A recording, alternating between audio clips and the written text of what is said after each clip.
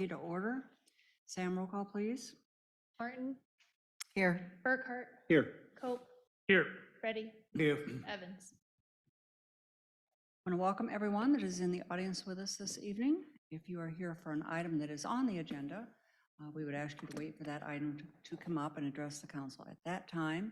If you're here for an item that is not on the agenda, there will be an opportunity under public communications to share it with the council. Next item on the agenda is the Pledge of Allegiance. And what I generally try to do is identify the youngest person in the room. And I think this evening, the youngest, in addition to Judy, I think the youngest person in the room is probably one of our special guests. So Katir, will you lead us in the Pledge of Allegiance?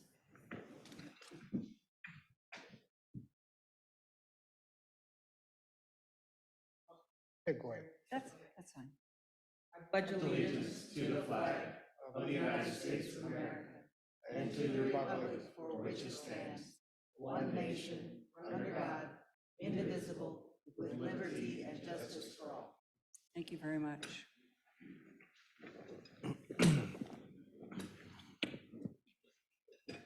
Next item on the agenda is the agenda approval. Mike, do we have any changes to the agenda? I have none this evening, Mayor. Okay, council, any changes? Seeing none, do we have a motion to approve the agenda? So moved. Second? We have a motion and a second discussion. Sam, vote please. Burkhart, Yes. Cope, Yes. Reddy, Here. Martin. Yes. Motion passed. Moving on to public communications. We have two scheduled public communications this evening. And the first is to present a check to the Johnston Partnership for the 10th Annual Mayor's Run for Food. So Andrea and Judy.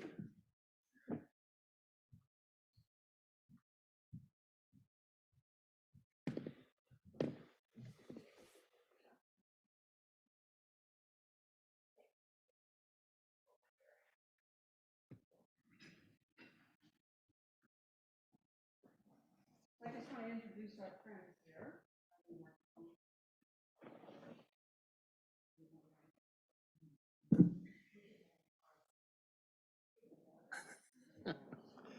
I was in the middle until you moved.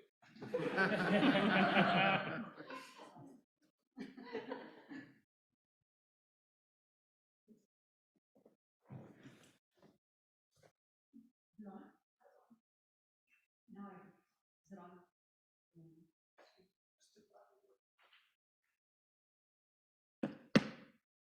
Okay, I want to first of all begin by introducing our friend. Andrea was Cook. Andrea Cook is the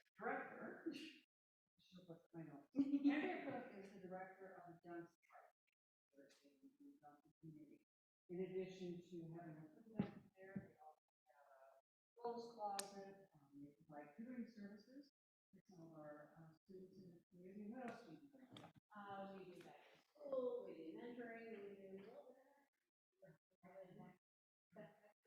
And the Johnston Partnership has existed in Johnston. How many years? You're a younger woman. And of course, we have Judy Anderson here with us as well. And Judy has been a almost a lifelong resident. Not quite. She's been here a long time, always involved in many activities to support our community, including the Lions Club. And for many years, she was in charge of the food market, or the farmers market here in 25 years, heading up the farmers market. And she also volunteers a lot of time to the Johnston Park. So, and the Arts Council. She's just our little energizing buddy. So anyway, we're here tonight to celebrate the successful Mayor's Run for Food that we had this year. This is an activity that we started 10 years ago. This is our 10th year. What happened back then, and Andrew, was the year before I started. Okay, I was thinking it was somebody else that I had a conversation with. But I remember in leading up to the month of December, having a conversation with the director of the food pantry at that time, and said, how are things going at the partnership? And I was told, well, the month of December is always that time of the year when it's really hard to get donations. Probably many reasons for that, but that historically, that's So just. that'll teach you to ask. Yeah. That's right. I asked the question, of course, I got the answer. And it's just, it's the toughest time of the year to receive donations. And I said, well, let me see if I can come up with an idea to help you out. It's like, you know, this crazy little idea, and I thought, nobody's, let's try it. Nobody's ever, not very many people will fun, but maybe we can get some money and some. So what I suggested is, I would, for every $10 that's donated, or a sack of food that is donated, I would run 1 mile beginning New Year's Eve day. And that first year, and I know some of you were around that first year, we only did it over a weekend. And so we only gathered about 31 bags of groceries, or 31 miles worth of donations that. But that was enough to suggest that maybe we should do it the next year. And I think it was Janet Wilberding that said, well, why don't you do it for the month of December? And I didn't say no. But, and it's a good thing I didn't say no. So the next year, then we did it for the entire month of December. You know, it went up to like 150, so 150 miles. The next year it was like 300. The next year it was like 900. I mean, it just kept going. Well, the good news is this year we outdid ourselves again. We set the goal at 2,000 miles, and it came in at 2,383. And that's the last figure you gave me. Maybe it's higher than that. No, We cut it off. 2,383 miles, which means $23,830 contributed by the residents of Johnston during the month of December. And that is absolutely amazing.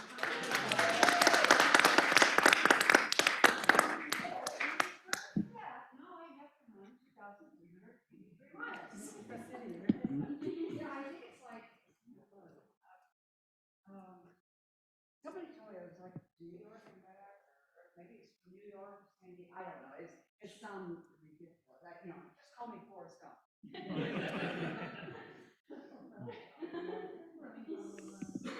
So anyway, just real pleased to be able to do this. It's a little scary about what could happen next. Because even with the miles we have this year, I figured out 8 miles a day.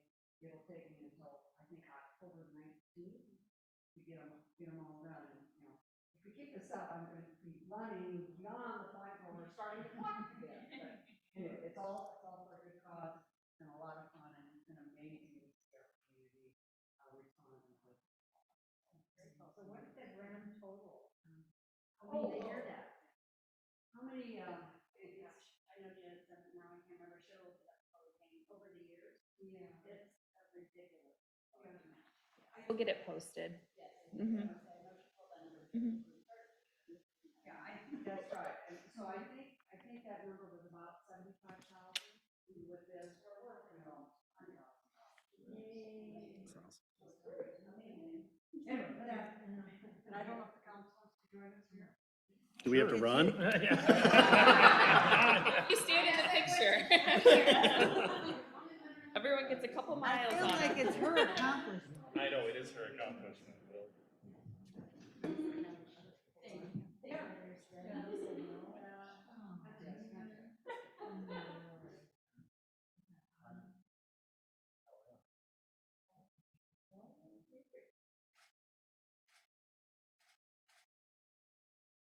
Perfect. Thank you. So much.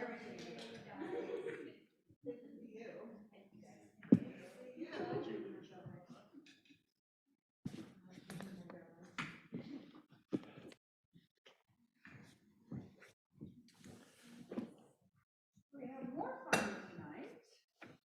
More celebrating to do. In December 2023, we all picked up our coin register. Those of you that read it online. We're able to pick up the paper and read about this Johnston youth doing amazing things. And of course, right away, the headline with Johnston in it gets our attention, but, the rest of the headline talked about this Johnston teen who repairs hundreds of laptops and other devices and gets them to people in need. Katir, do you want to come up here?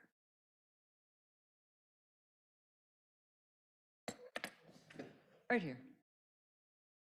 And that amazing young youth, that amazing Johnston youth is Katir.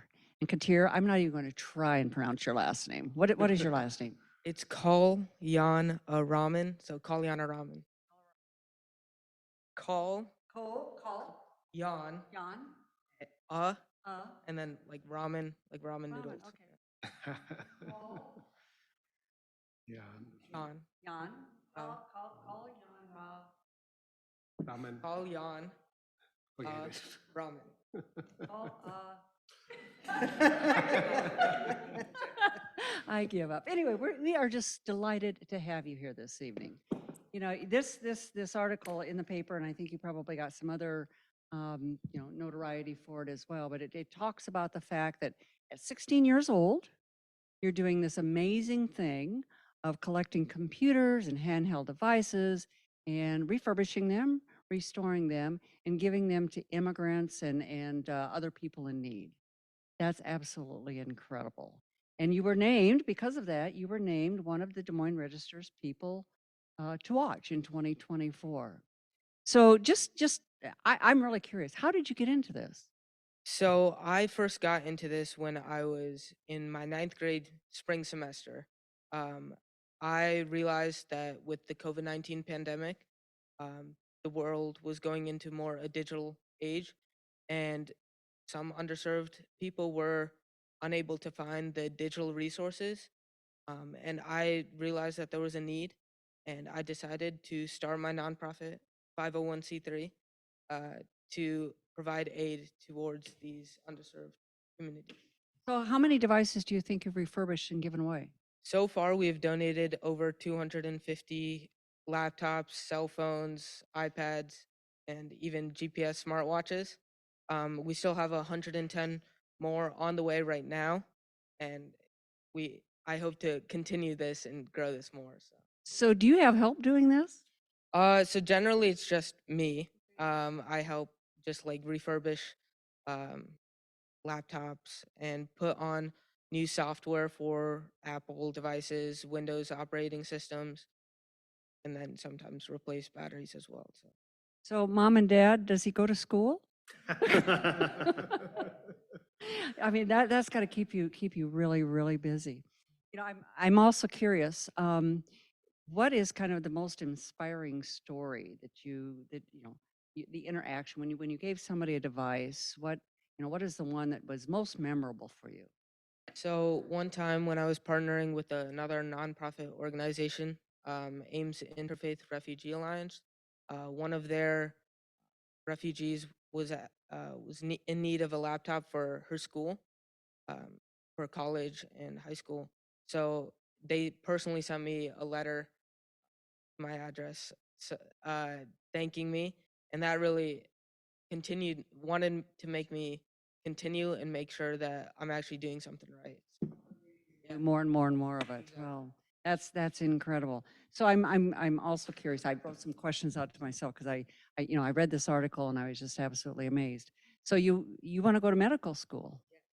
So how does all of this fit into that? So obviously there's prominent digital resources within medicine, and I wanted to bridge the gap just how I'm doing just in the community as well as in medicine.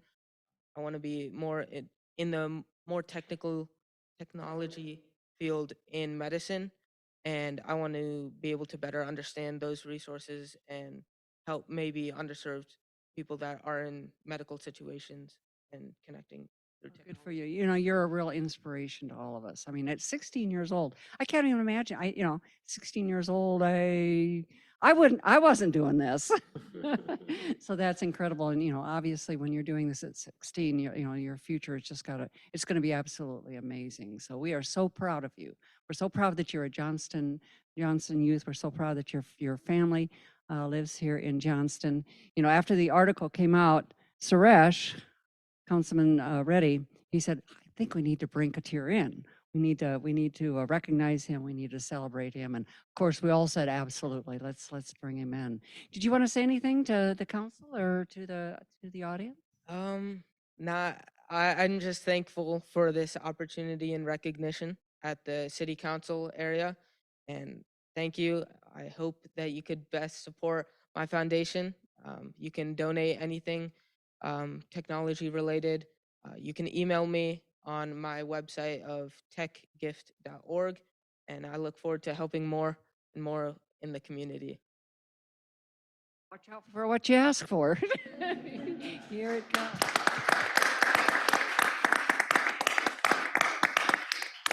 So Mom and Dad, do you want to come up here and council come down and let's take a picture?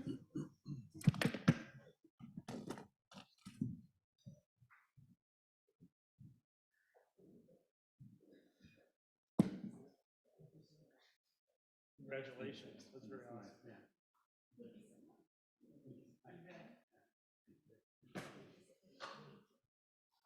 Ready to go to school. At Johnston? Oh, awesome. Yeah.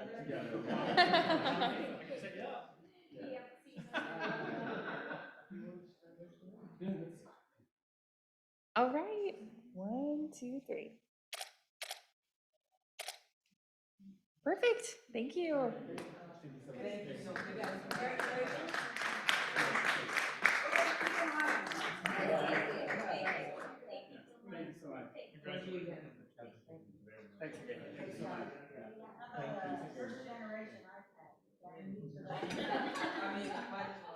How about this laptop right here? It's got a broken screen. You leave that alone.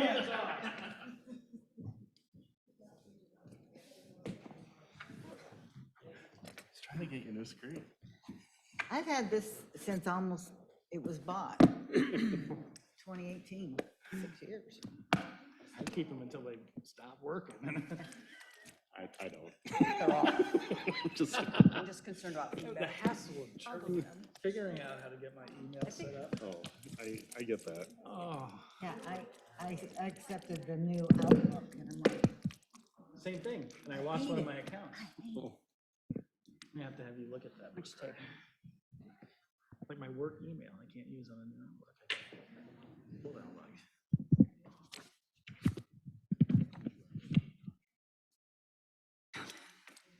It's embarrassing. Okay, we are still under public communications. Is there anyone in the audience who would like to address the council on an item that is not on the agenda?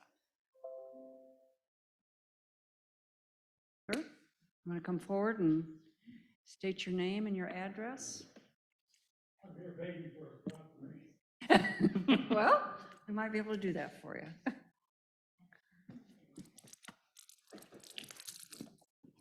I am Paul Pickard. It's Pickart as in Tom for recording purposes. 5604 Northwest 88th Street, Johnston, Iowa. Been a Johnston resident for 28 years. I bought a Regency home at the corner of Highland Oaks and 88th Street. Been in it ever since. The neighbors come and go, but I'm happy to be in Johnston. I also have a parade entry every year at the Green Days Parade. And Dan Hudson does a good job of that parade. My hat's off to him. What I'm here today for, and if someone wants to take my handouts, I would appreciate it since I cannot approach the city council directly for protocol reasons. Each one has a name to hand out. And I'd appreciate if you could pass those out to me. Probably took one of my copies, that's all right. Who I represent is the Military Order of the Purple Heart, Department of Iowa. And we're having a nationwide drive to designate certain cities to be Purple Heart cities. I am a combat wounded veteran from the Vietnam War in 1969. I was assigned to a helicopter ambulance unit when 2 VCs shot an RPG where I was sitting in the helicopter and wiped the helicopter out, and luckily I survived. So I am one of the Purple Heart veterans that reside in Johnston, and I love my home, I love my family. I retired after 55 years, 10 months in the U.S. Postal Service in December of 2019. I'm originally from Cedar Rapids. I was contemplating going back home. And I says, why should I go back home? All these lovely trees I planted, except for the ones I lost out in Ash Creek down in my street back 2 years ago in March. And the flowers my wife has planted, and the 2 dogs that roam their chain link fence backyard, little puppies. I said, I can't give this up. So I stayed in Johnston, but I'm Iowa born and raised. What I'd like to do tonight, if I can, Your Honor, I would like to ask for a proclamation creating Johnston as a city heart, as a Purple Heart city, at little to no cost to the city itself. I do all the legwork. If you so honor me with a proclamation, I'll pick a plaque to hang in the city hall to last forever. The signs that I recommend be posted are available from the IDOT, which I just completed with Burlington, West Burlington. And they got their signs free from the prison industries. So I know some cities get them from Acon and a few other distributors for street signs. So, but if you go with the prison, they will give them to you for basically little or nothing. And what we do is we designate certain arterial streets. A beautiful one would be out here at 70th Avenue coming just east of the west roundabout. Right there is a homebound sign that's hanging there. We'd hang it right below that. We try not to cost any costs for coming out new poles or street posts or whatever. We always apply them. The city applies them, Public Works, to a certain post that we have. We try to do arterial streets with somebody coming in, sees the Purple Heart City, so wow. Camp Dodge has thousands of recruits that come through, reservists, National Guard people. What a sense of pride when they see that sign coming into the city, whether it's on a bus, a cab, or a taxi, whatever. It says Purple Heart City. It gives them more pride in their military career that they're endeavoring. So as being the adjutant of the Department of Iowa, it's my duty to go out and find as many Purple Heart cities as I can. I just made 2 down in Burlington and West Burlington because of the Army ammunition dump down there. So Johnston's my next spot because of Camp Dodge. And we're military related since that camp opened back in the early 1900s. In 1918, I got pictures, they were loading up on trains going through Johnston Station, going off to war, and most of them probably didn't come back from World War I. So with my letter that I passed out there, thanks to City Clerk, my information is on there. I would be happy and honored for our organization, Department of Iowa Military of the Purple Heart, to be a Purple Heart city. Again, a little to no expense to you. The Public Works would find the signs and mount them wherever they need to be. But I appreciate it. I give you a picture there on your on my letter. By the way, the mayor gets the only colored copy. Everybody else has to go black and white. So anyway, that's what the sign looks like. That one is posted down in Mount Pleasant Street or Business Highway 34 coming in west from West Burlington by the hospital. But we didn't really appreciate having put on the speed limit sign, but really drew their attention to the 40-mile-an-hour speed limit sign. So you can post me where you want, but 70th Avenue would be a good one. 54th, Merle Hay coming in off the interstate. All your arterial places where they're coming into Johnston, even Lower Beaver coming off Morning Star Bridge would be another good place for them. So whatever the city wants to decide, that's where they elect them. We don't pick and choose. Wherever you want to mount them, that'd be great. And we'd appreciate it. And thank you to the council and yourself, Mayor. Well, first of all, thank you for your service. We really appreciate that. And the other thing is, of course, we're really proud to have Camp Dodge in our community. We value them and everything they do for the community as well as for our state and our nation. So, really, I apologize for leaning on the podium here because I left my walker behind, so I had some problem with my legs due to my injuries. Sure. Well, I'll just respond quickly. I think you've got a great idea here. We'll want to work with you on it. Okay, And I'll talk to staff after appreciate it. after the meeting tonight. And the gophers will be the Public Works because they're the ones that know where to put the signs at. And Matt has already indicated he's on it, so. Okay. And then do you have like a draft proclamation that is used in other cities? For a proclamation, yes, ma'am. I didn't bring Okay. one with me Okay, because just send I'd it. have to white it out, but I'll drop off a copy of it. Please. It's just a standard proclamation and it's perpetual. It's not particular day like August 7th is Purple Heart Day and finally a national Mount Vernon Day, but it would be perpetual. So we're long since in our maker with our Lord or whoever your maker is, it'll last forever and ever and ever. And we'll look at this day as when it took place. We've got your contact information. We'll be back in touch. Okay, thank you, Appreciate Leon. it. Thank you, You bet. thank you, Thank you. council. I just have one question. Are you the gardener in your home? My wife is. It's beautiful. I'm on Google Maps and I'm like, we need to get you guys on the Parks Board. Well, being retired, I work for two organizations. I don't mean to take up my 5 minutes, but I volunteer for two organizations. The first one is the Military of the Purple Heart. I'm on the National Finance Committee. I'm a state adjutant, or do Region 2, which I have 11 departments underneath me. And I enjoy my volunteer work. We're all volunteers. The other one is I'm an officer with the National Association of Postal Supervisors. So all our routes in our rural route in Johnston, Iowa, so they're not regular letter carriers, they're rural routes, so they're exempt from wearing a uniform. So if you don't see them in uniform, they're rural routes, so you don't have to have a uniform. But she does all that work, and I cried 2 years ago in March when I heard the sound of the chainsaw coming through, and all our ash trees are gone. I planted all mine in the yard. They're mostly maples, and if I replace the trees at the curb, they'll be weeping willows. They will, I promise. Maybe I'll put Willows a- are kind maybe of I'll put a romantic. roll of popular evergreens out there at the curb, so. It's but anyway, beautiful. She does it, she does all that. So any other questions? Thank you, council. Appreciate your time and Thank you, Mr. patience. Pickard. Appreciate it. Yeah. We are still under public communications. Is there anyone else that would like to address the council on an item that is not on the agenda?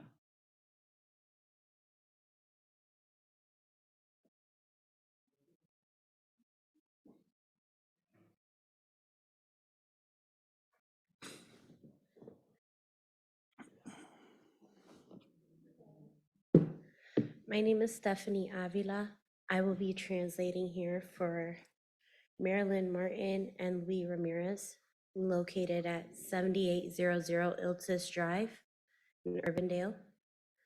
They are located at 6325 Northwest 56th Avenue in Johnston. That's what I was wondering. Is this an item that is on the agenda? Okay. Could you wait till that item comes up? It's on the consent agenda.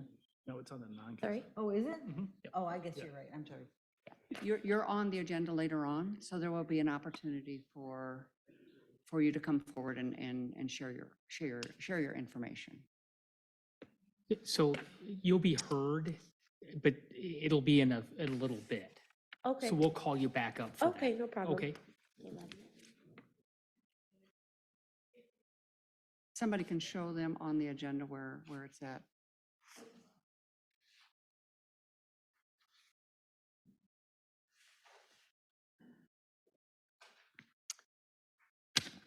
Is there anyone else in the audience that would like to address the council on an item that is not on the agenda?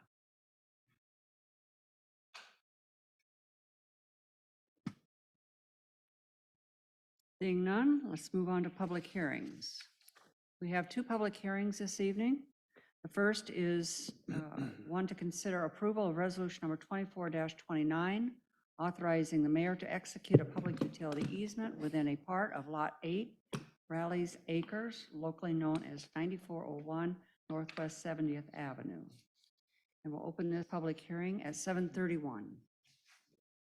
Good evening. Hopefully this will be a quick item for you. When the city reconstructed Northwest 70th Avenue several years back, we purchased out the former Rennis Greenhouse property, and we are in the process of considering selling that property. And as we were looking at that, there were certain improvements completed on the property, and that included an electric transformer box. And that would remain on the property, but it's not presently in an easement. We didn't really have a need for it to be an easement because it was city-owned property at the time. Well, now that we're looking to get rid of the property, we're looking to just establish that easement so that it can remain in place pending approval of a sale. So that is the purpose of this action item. It doesn't result in any new infrastructure on site. It's just establishing an easement around an existing transformer box. With that, happy to answer questions or go into further detail if needed. Council, have any questions for Clayton? None. This is a public hearing. Is there anyone that would like to address the council? Seeing none, we will close the public hearing at 7:32. Do we have a motion to approve resolution number 24-29? So moved. Second. We have a motion and a second. Discussion? Sam, vote please. Hope, Yes. Ready, Yes. Martin, Yes. Burkhart. Yes. Motion passed. Item 4B, conduct a public hearing and consider approval of the first reading of ordinance number 1112, an official zoning map amendment for 58.356 acres from PUD to E1 and E2. The subject properties are located northeast of the intersection of Northwest 54th Avenue and Northwest 100th Street. PZCase 23-20. I'll open this public hearing at 7:33. Clayton. The West Park PUD is located, as the mayor said, on the northeast corner of Northwest 54th Avenue and Northwest 100th Street. The area that we're looking at tonight, I have outlined here in the blue hash. That encompasses the commercial sections of the PUD. The residential properties on the east side of Northwest 96th Street would remain within the PUD, so the zoning on those properties does not change, only those west of Northwest 96th Street, as I indicated here. I did give you a map with numbers on it, and if you're wondering what those numbers, that reflects back to, in the staff report, I put numbers next to the property owner, so you can try and get a reference of who owns what within the PUD.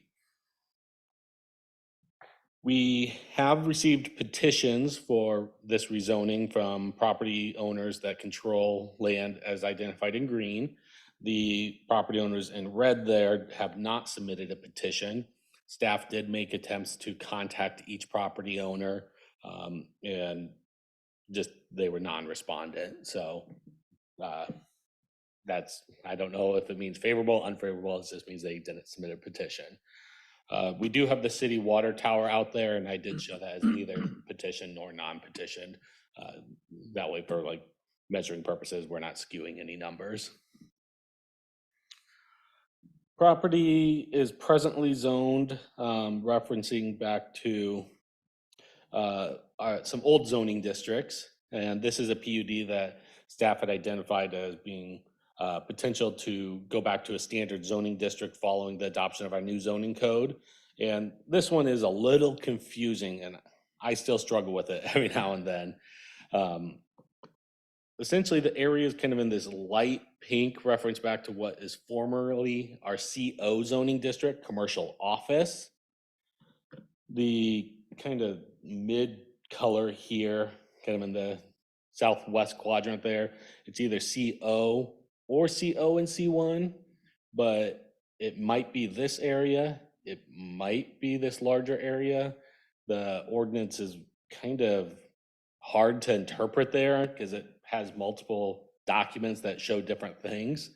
So I struggle a bit with what is the allowed uses down in this quadrant. Clearly they can do this stuff in the CO, but that higher stuff is a little more confusing. This darker red is very clear CO and C1 land uses. And then the water tower, actually, it's in the PUD, but it has no reference to any regulations whatsoever. It's just part of a PUD. So there's kind of several things going on there that just have been burdensome and kind of a hindrance to seeing some development out there. Primary landowner, RAL LC Johnston series, has indicated to staff that zoning has been a bit of a hindrance to seeing development, and they're really seeing an interest in high quality architecture buildings, but with a flexed interior usage, so that they could change out tenants more easier, but we still maintain that high quality business park architecture that we desire in the area. So kind of looking ahead here in our comprehensive plan, we do show the property as an employment business land use, and the proposed E1 and E2 zoning districts would be consistent with those, with the comprehensive plan. The E1 would be largely applied to the majority of properties. That's the stuff in this light purple on this map on the screen. E2 is a little more intense.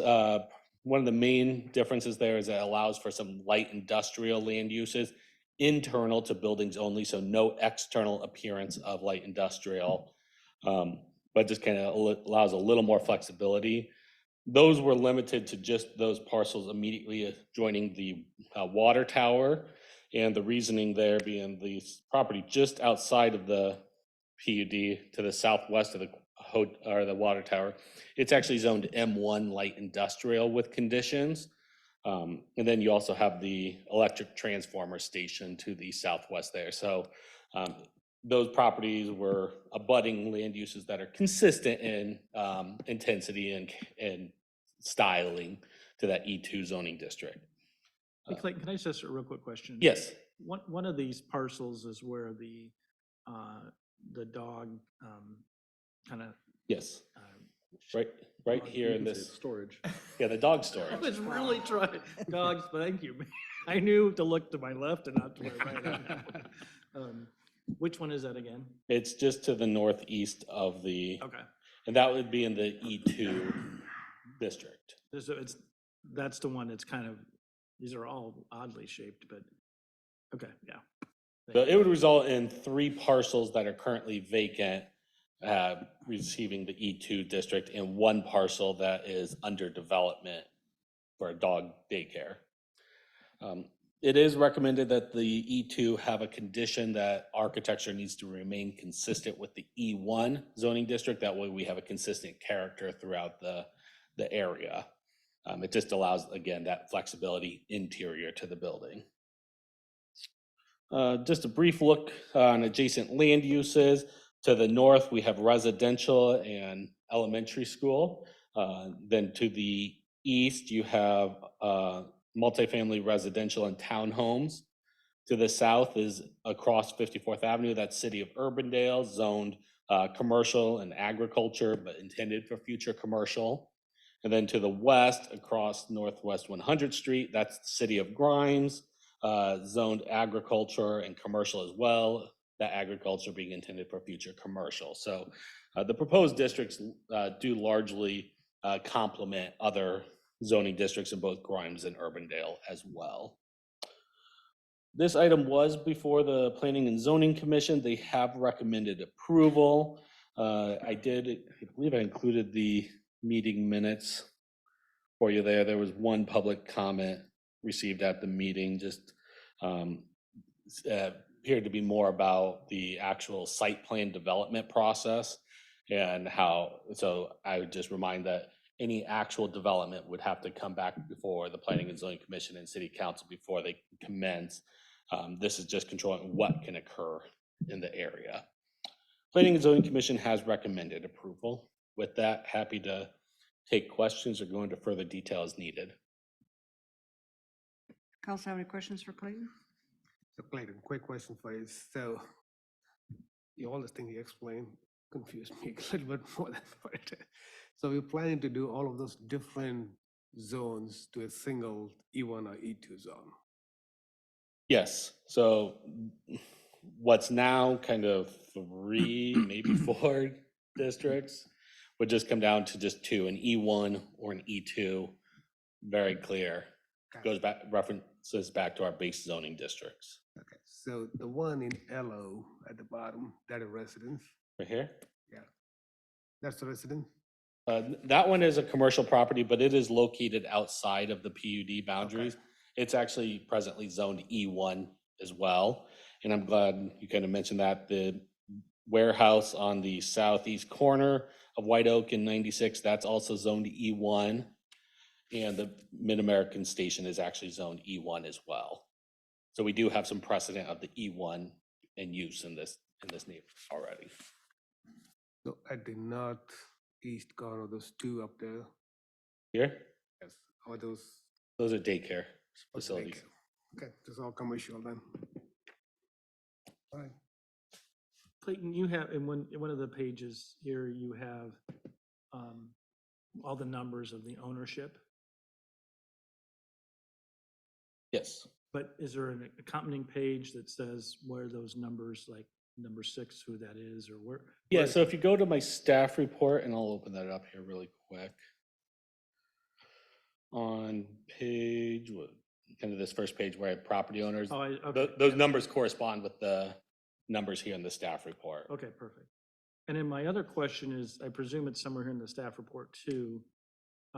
But is there somewhere in this report that kind of talks about the E1 and E2 districts and how they differ and what the requirements are of each? Is that outlined in the staff report? I realize that both you and David have E1 and E2 memorized, and God bless you. But for us, it's a little, and especially given that these are newer classifications, and this is one of maybe the first time we've gone through with an actual. Yeah, it looks like I included the intent language of both, which establishes kind of the differences between the two. Then as an attachment, I did include the whole non-residential chapter, which includes this table of allowed uses. So you can quickly see reference between the differences between the two in terms of allowed uses. Largely similar, so we're looking in this this purple column here. So E is a reference to employment. Yes, E Okay. is shorthand for employment. All right. Like differences, E1, you can do a theater, dance, or music performance facility, but not in E2. Okay, that's helpful. I appreciate you Yeah. referring me back to that. Other questions for Clayton? Mayor, I do. Clayton, can you point me just to the wording of where we ask for the E2 areas to have the same exterior architectural standards? Yeah, so that would be in section 4 of the ordinance conditions. And I'm glad I actually opened this up because it reminded me, staff does have 2 proposed amendments to what was published for the ordinance, fairly minor in nature. If you'll indulge me really quick, the first one was just adding some language acknowledging that the city would be adopting those E1 standards on our water tower parcel as well to remain consistent with what we're asking of the private landowners adjoining. And then the second one was just, and going to your question, the section 3 is the land area, the legal descriptions of those parcels that would be that darker purple. And we would just be splitting those out based on ownership. This lot 20, I originally had them all kind of lumped into one, but that lot 20 is a separate ownership. So just for some clarity, we're just breaking them out, just moving some things around. But so it's a long-winded answer to say it's a combination of section 3 and section 4 that establishes the E1 architecture.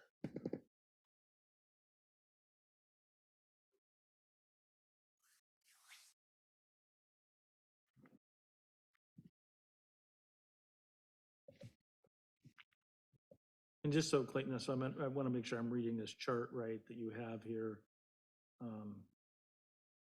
With it, so SPR means a site plan review. Correct.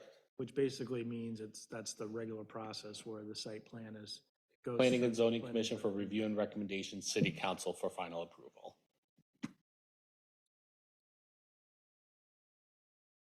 Other questions for Clayton? If not, this is a public hearing on this item. Is there anyone in the audience that would like to address the council?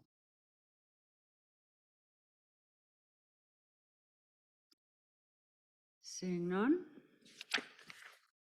we will close the public hearing at 7:46. Do we have a motion to approve first reading of ordinance number 1112? So moved. A second. We have a motion and a second. Discussion. Sambo, please. Ready? Yes. Martin? Yes. Burkhart? Yes. Cope? Yes. Motion passed.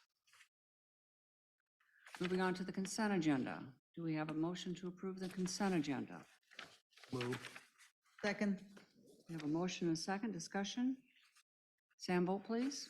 Martin? Yes. Burkhart? Yes. Cope? Yes. Ready? Yes. Motion passed. Moving on to the non-consent agenda. Item 7A, consider approval of second reading of an ordinance number 1111, an ordinance amending section 165.03, sign definitions, and section 185.05, permanent ground signs of the Johnston zoning code, PZ case 2325. Clayton. At the first reading, there was a question brought up about the separation requirement between secondary monument signs and other signs, and whether those could, in essence, be pushed right next to each other for the purpose of creating a larger surface area. And as originally drafted, I believe, yes, someone could do that. So I did take some time to work up two alternatives for consideration this evening. The first one, and these alternatives are intended to prevent that potential scenario happening. The first one is borrowed from our temporary sign ordinance, where we state that two or more signs shall not be connected together for the purpose of creating a sign which exceeds the maximum sign allowance for secondary monument signs. And the second one would simply just be establishing a distance, a minimum separation distance. I tossed out 25 feet, and I based that off of a typical driveway is 24 feet in width. If you have one on each side as they're typically placed, I rounded it up to 25 to get a more even number.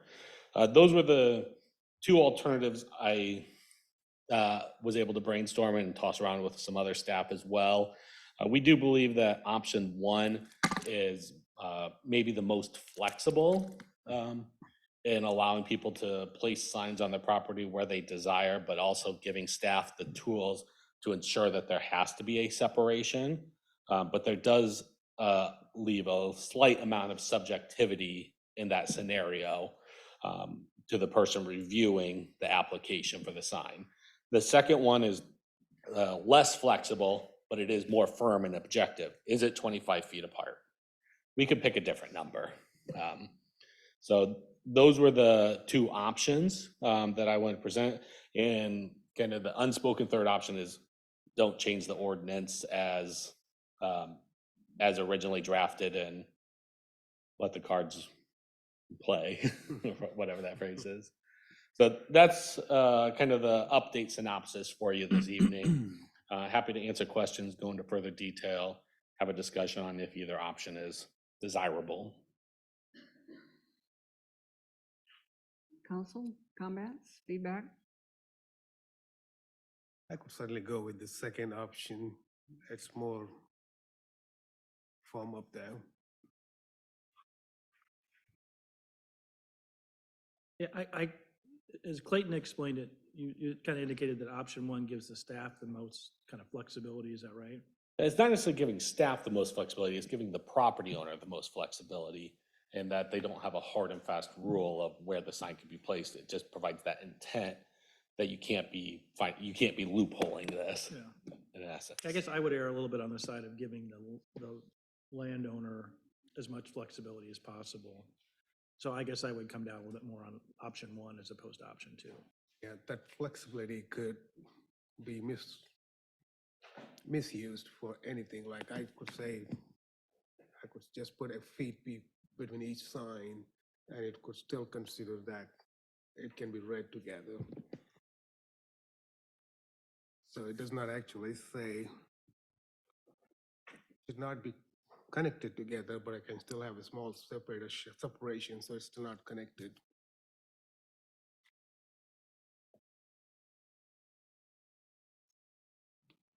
Clayton, is there any harm in adding still a even marginal minimal separation to option one? In other words, if you said a foot or something like that? I mean, if we're gonna set a number, I'd just maybe simplify and go with option two and just set a very minimal number. The rest of it is unnecessary text at that Sure. point. Okay. Yeah, I mean, I don't feel that strongly about it one way or the other. I don't either. I think I really appreciate you brainstorming with others to try to come up with a solution to this. Can you picture what we have either currently that's grandfathered in any situation where one of these options would preclude secondary monument signs? I think I'm following the question whether or not if someone existing had effectively a secondary monument sign, could they do what they wanted to do? Well, do we have any examples in the community that you can think of where one of those two options, either one of those options would be prohibited? The places that come to mind that have this type of sign, McDonald's on 86 jumps to mind. I don't think option one or option two would prevent them from doing kind of those entries on either side of the driveway. That's typically where we've seen it, is either side of the driveway. I think Dunkin' Donuts has some that would qualify as secondary monument signs as well. I typically seem to notice them more at the fast food restaurants, and they have the enter, exit. Mhm.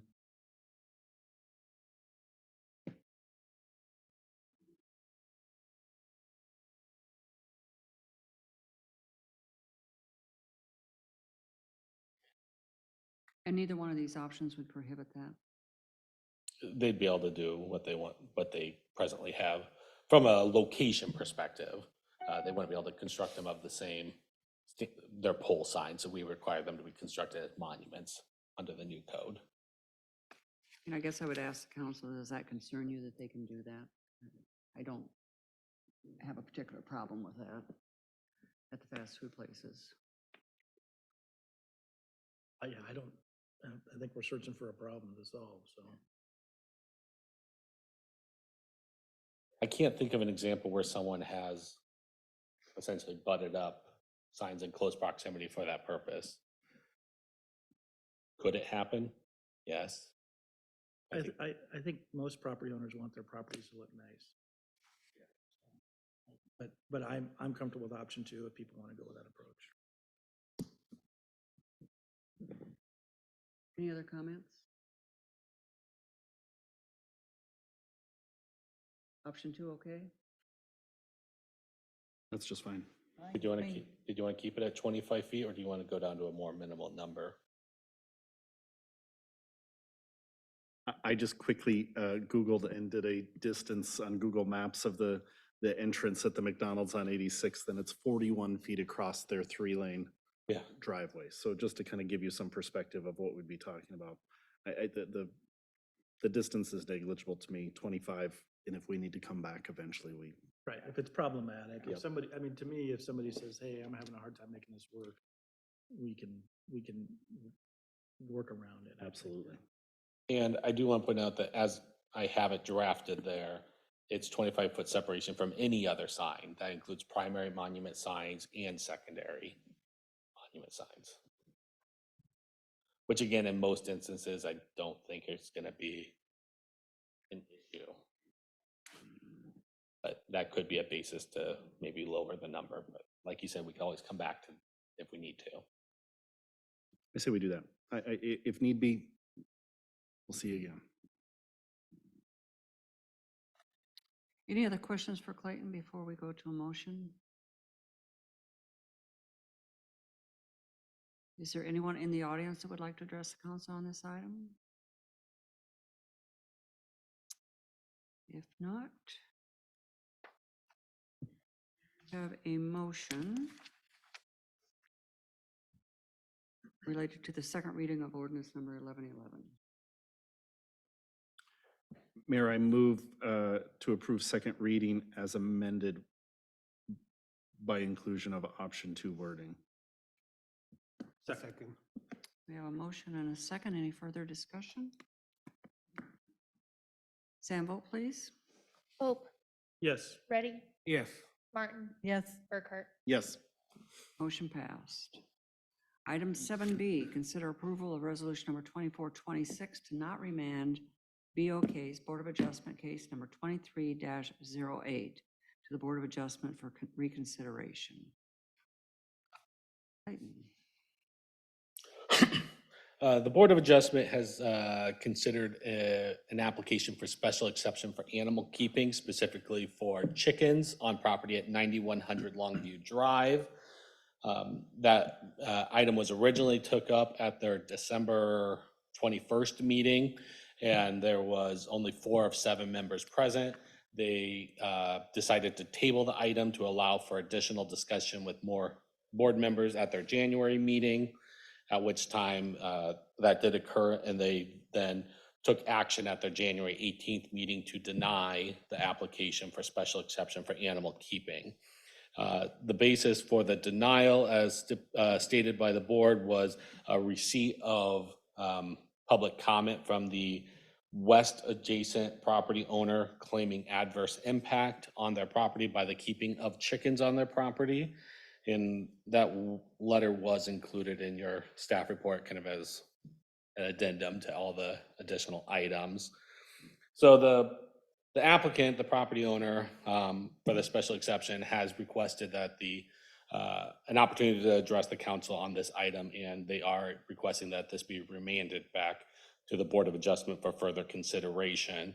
I will defer to them on their basis for why they think it should be referred back.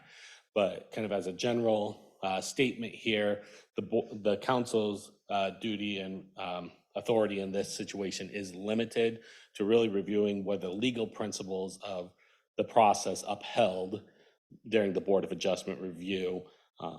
Did they fail to take into consideration any evidence or public comments received? And Maria, correct me if I'm wrong here, it's less so whether or not you agree with the outcome of it. It's more, did the Board of Adjustment make an error in this instance? I would agree with that. And keep in mind, a variance is a decision by the Board of Adjustment that, given some hardship of a property owner, that, the land use in question would not, even though it's not allowed specifically by the ordinance, which is a legislative act by the council, that there's a reason to depart from what the ordinance would otherwise require. So the variance remand process here is for, property owners to address their concerns that perhaps something was overlooked, or there is some consistency with the existing ordinance such that a variance should be reconsidered. And then the council's duty is simply to decide whether to remand or not remand. Board of Adjustment has the final decision as to what they decide to do with that variance.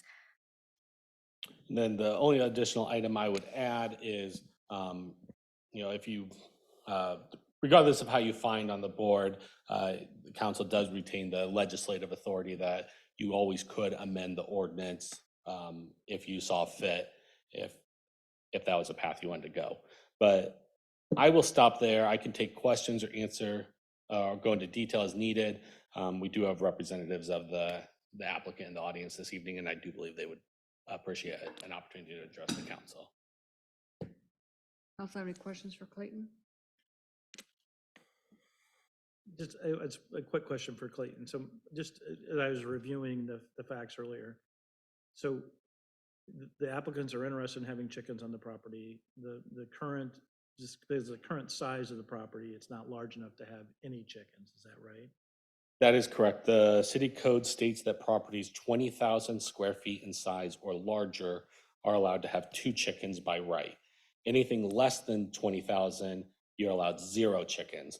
We have built in this special exception process, however, that either smaller properties or persons wishing to have greater than 2 chickens or both could apply and go through the Board of Adjustment for that higher level review that affords neighbors an opportunity to provide public comment asserting whether they have an adverse impact or not. And that's the process we went through this evening.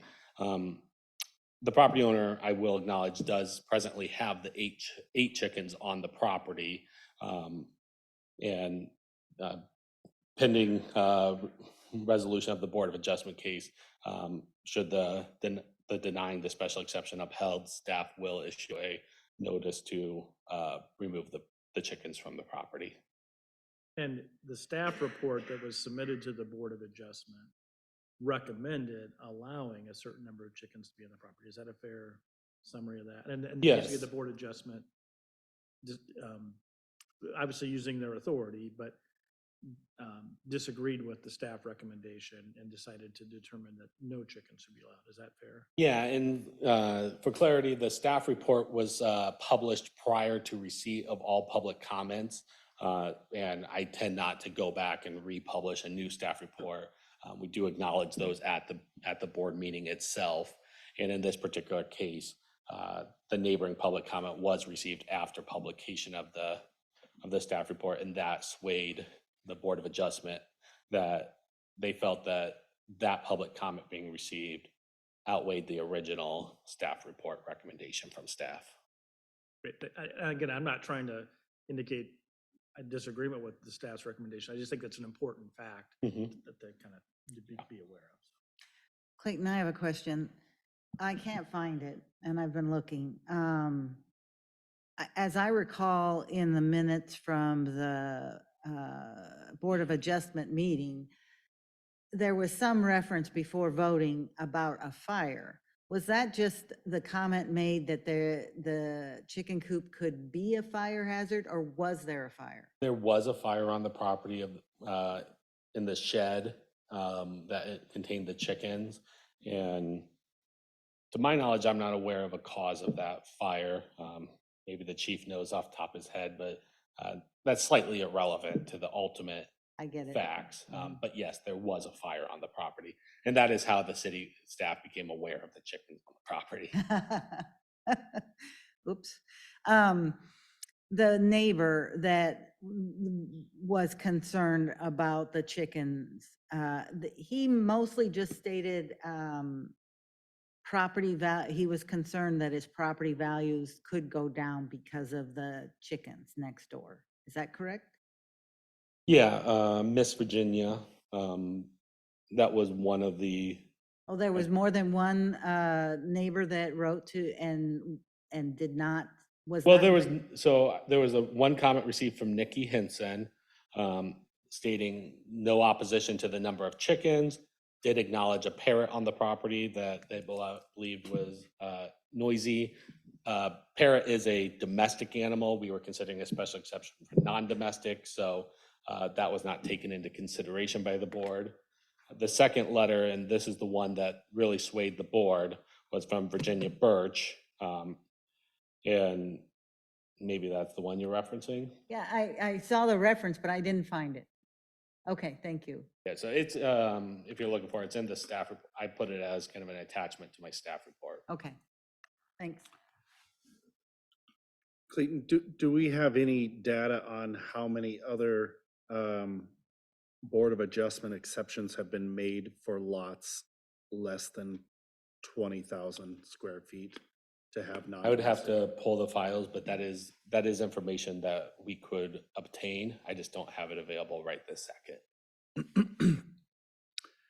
And I just want to clarify, the Board of Adjustment at no point needs to take into account, there is no precedent set by former or other Board of Adjustment actions that they need to consider, correct? They're considering each property independent of one another because each property exhibits unique characteristics by its sheer nature that it's in a different place. So even if in Johnston there had been, and I am clearly making up a number, 18 other 20,000 square foot properties or less than 20,000 square foot properties that have been allowed multiple chickens, that would not weigh into it, nor should they have to use that as any kind of consideration for their decision. It's certainly not binding upon them as a past precedent. It's certainly something worthy of taking into consideration as a matter of maybe fairness. But no, I don't regularly look back on what did we do with previous cases, how many. I'm not necessarily keeping tally of, oh, well, we got one too many. No, that's just not what we do. It's each property looked at independent of one another. Thank you. Any other questions for Clayton? If not, property owners want to make some comments?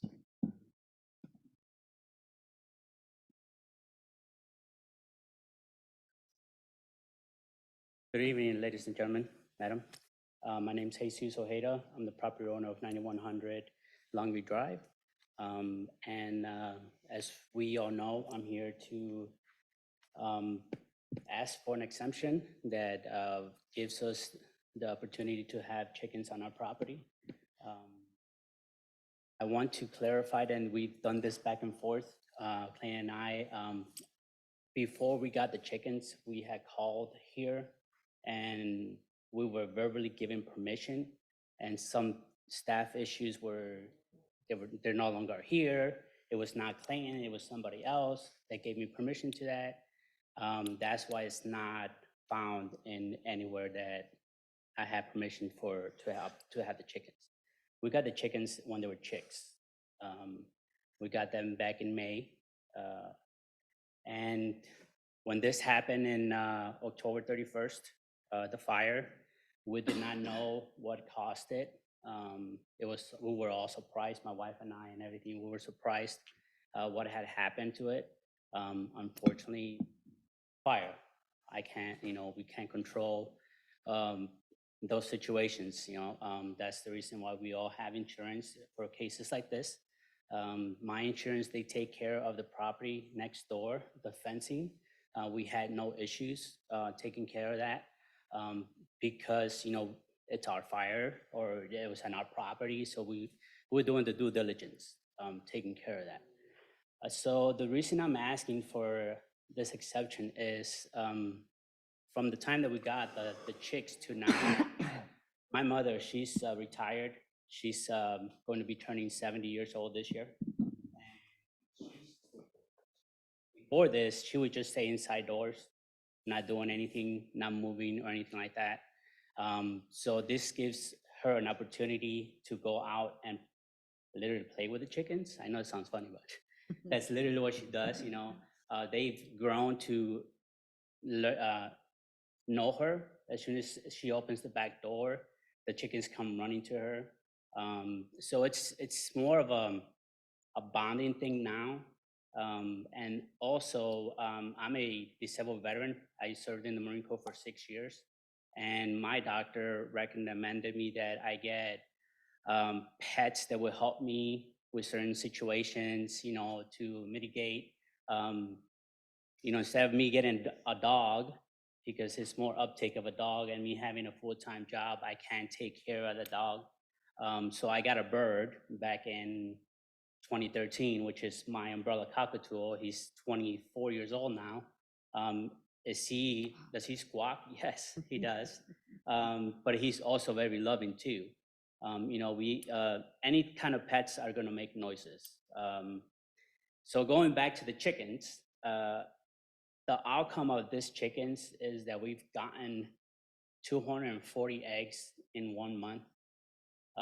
With the price of food and everything that's going up, that has been going up, the price of eggs for organic eggs right now is $7 a dozen. So I figured that 240 eggs in a month, that's 20 dozens. That's $140 of us saving, because my investment going into the chickens, it's roughly about $60 a month. That's all we feed them. We go and buy the feed for them, and we give it to them in our property. They don't leave our property because they know, they've learned where the property is, and they kind of stay there and then go back. And to me, it's amazing that as soon as the sun goes down, they're gone. And I literally have to go and count them to see where they are, because they go and they hide and they go back to the shed. I do have a chicken coop that I have not put out because we're going back and forth trying to get a resolution to this. So I invested in this chicken coop. It's a 6x8 by 6 feet tall, which it could hold up to 15 chickens, but we're not asking for that amount. We're just asking for what we currently have. And then the recommendation was that as they passed away, to only keep 5, and I'm okay with that. So I'm just here to hear you as our citizen advisors, and reconsider this. This letter that Ms. Virginia sent, I want to be very honest. Ms. Virginia has not lived in the property since May. She was moved or relocated by her family. So what this letter says is really not, I'm not sure where it came about. Ms. Virginia is a very sweet lady. When we first moved there, I was helping her do the lawn, cutting the trees and so forth. And I don't know, she would come next door to us and bring us homemade cookies. So when this comes up, I was like, oh, I'm not sure exactly what happened. So we had a good relationship. My mother, my wife, my 2 kids, we dealt with Ms. Virginia very well. So this letter, it really confused me because it's not from Ms. Virginia. I don't believe is from her. It may be her handwriting, but it's not from her. I believe she's like 82 or 83 years old. She could barely walk. So that's one of the reasons too that I was concerned of her being alone at home. And we took care as much as we could to help her out. With that, I mean, if you have any questions for me, I'm more than happy to answer them. Does council have any questions? Just one. Did you call the city before you purchased the property or after you purchased the property? That's when you called to find out about the chickens? No, I already had the property for a year. So I called the city before I bought the chicks.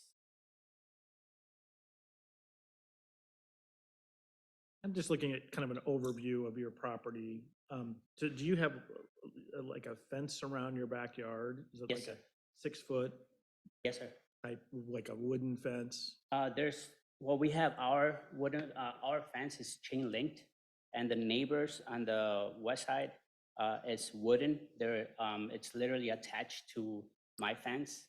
But then as this came out, we also found out that their fence could potentially be in my property about 6 feet. That's something that I'm going to have to look into, because if that's the case, then there's I really don't want to get into that situation, but we do have fencing all the way around our home. And I've even applied for extending our fence to the front of the house, all the way to where the home is, to be leveled out, and this will give them more space for our chickens to run around. But like I said, they're already 8 months old. They already know where they're at. They already control. They already know where they're confined and everything. So this is something for if you're going to get baby chicks, but we're not going to do that anymore because we understand the rules and regulations.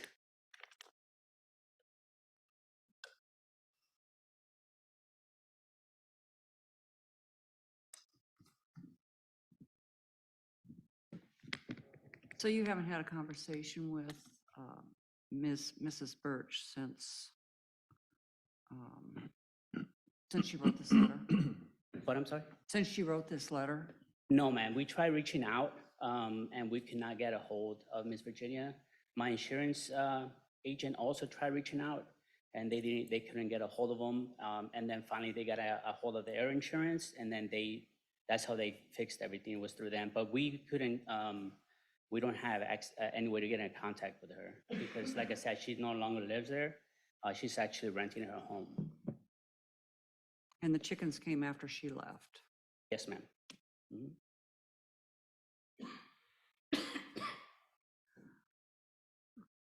Remind us again what our authority here is, because I know it's fairly limited. Correct. Just review of the board's record, determine whether there's any facts or law that seem like they misinterpreted or misapplied. And the council's role is very limited to either remanding for the board to further study the matter or choosing not to remand the matter, which means the board's decision would stand.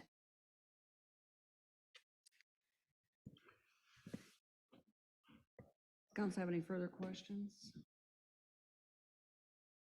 Mayor, sir, as I look through the kind of list of provisions that the Board of Adjustment could make, or exceptions, but also restrictions put in place, did you discuss those at all with the board when you gave or presented your case as far as limiting the space that they'd occupy? Proposing the offsets that would be or potentially could be allowed if they adjusted that away from neighboring properties. I've seen your chickens out roaming around. I live in that general area. But to some extent, was there any discussion about kind of constraining or restraining some of those other things that could have been met with some sort of provision? Mr. Bryan, to be honest, it was discussed, it was talked about, but very little. It was more focused on the letter than anything else. So the outcome really weighed on the letter. But I don't believe they took in consideration that we also have another neighbor that came in our favor to say that, I think it was the gentleman that wrote the letter. He actually came that evening and to say that, hey, I don't oppose of him having any chickens. So, but I think the councils there, they weighed more on the letter than anything else that was, provisionally to limitations and so forth. I even said I am willing to change the chickens all the way to the other side. I'm the east side of me, which is the road. I have no neighbors. So that's all open. So I have no problem to move that. That's why I haven't built the chicken coop, because I'm not sure where we're gonna go. So if I were to build the chicken coop, it would be under there. I have a walnut tree right in between, well, I have a couple of trees that I could potentially have them on there, right in between that fencing and those trees, which actually they love the trees, so. I'm sorry, I don't have enough copies, We can but the pass. tree's right here, and that's where we get, the trees are right here. Mm-hmm, mm-hmm. So it's fairly away, it's more than 180 feet away from here, so I will put the chicken coop in this area. This is where it was before, Okay. not the shed. And The where's shed's over Mrs. Birch's property? right here. Okay, Mhm. okay. This is This- her house? Yes, ma'am. Okay. Mhm. So this is the tree, the walnut trees that I have here on this side, and then I will put the chicken coop here. The chicken coop between the trees. Mhm. And the trees, and this is probably a winter photo, Yes, sir. Mhm. because the photo that's on like a Google Maps shows trees that, yeah, that are pretty robust. Yes. Yeah. Yeah, they're beautiful trees. They've been there for a while, so they give out beautiful shade. And Brian, if I can just interject as well in response to your question of consideration of the other criteria. In fairness to the applicant here, it was limited discussion on there. It was very heavily discussion oriented around the letter from Miss Birch. And they took into consideration, Wade, that she was the immediate property owner versus the others that had spoke in favor. The gentleman that came in attendance, he did not submit a written letter, but it was reflected in the board meeting minutes. They were further removed, so they were taking into consideration the proximity, but yes, it was very limited consideration of could alternative locations mitigate? Could we impose additional, siting restrictions, for example? Siting restrictions? Like where it should be located on the property, like where the coop could be instead of, that would come down So into, instead of having it next to my neighbor's fence, I would have it on Right. the side of my trees, the walnut trees. Right, right. for example, that adequate setback exists for cages, hutches, coops. They could impose a greater, but a minimum of 25. We recommended 50. They could have took into consideration. That doesn't say they have to, but that is kind of my rambling answer maybe to your question. But I guess what you're answering though too is they had the opportunity to consider that and they chose not to, as opposed to they may not have even brought that up for discussion, that being the board. Yeah, right in my staff report, the same criteria were listed and available for their consumption. And the motivation for my question, Mr. Ojeda, is really from the standpoint of we are so limited on what we can do. Even if we love to eat chicken or their eggs or whatever. Don't eat my chickens. The reality, Or it all turned bad. they're beautiful chickens. And chickens can be good pets.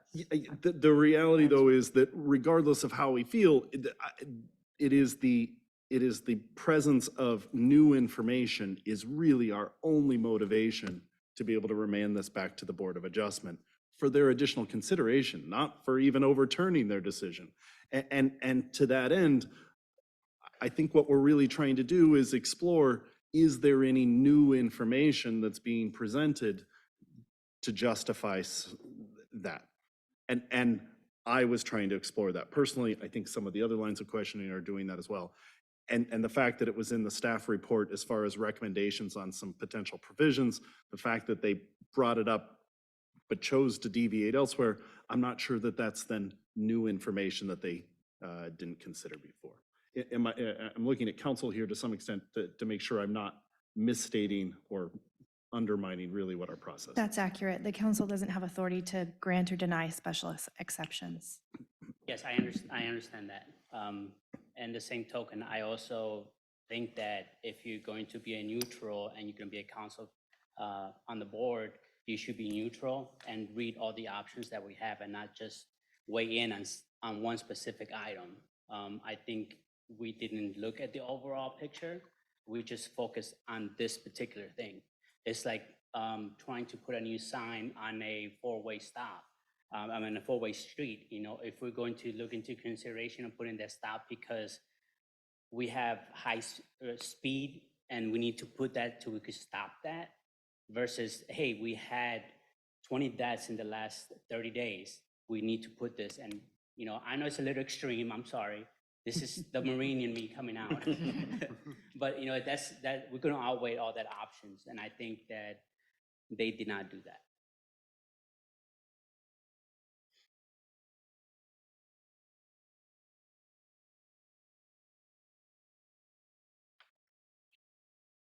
Clayton, let me make sure that I understand what's being presented here.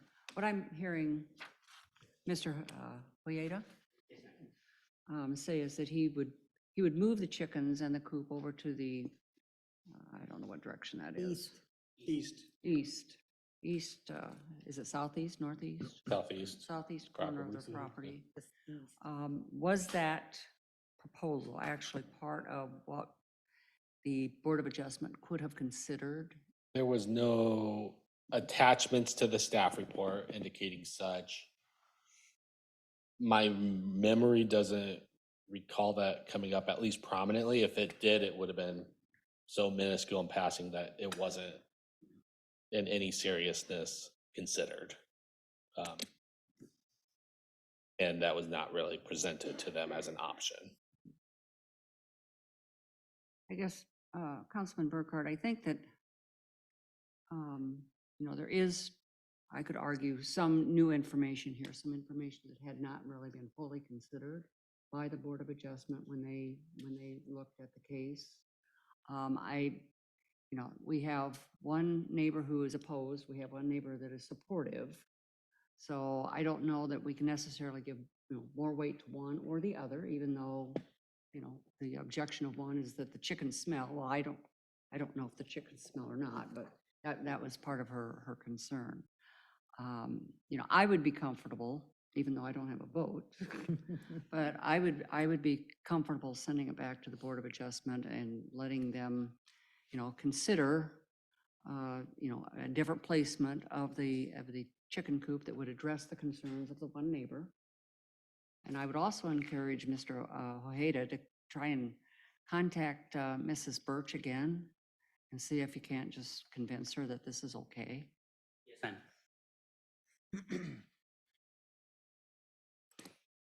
But with, you know, and I also think that the staff's recommendation to reduce it to 5 rather than 8 Yes, is a ma'am. reasonable.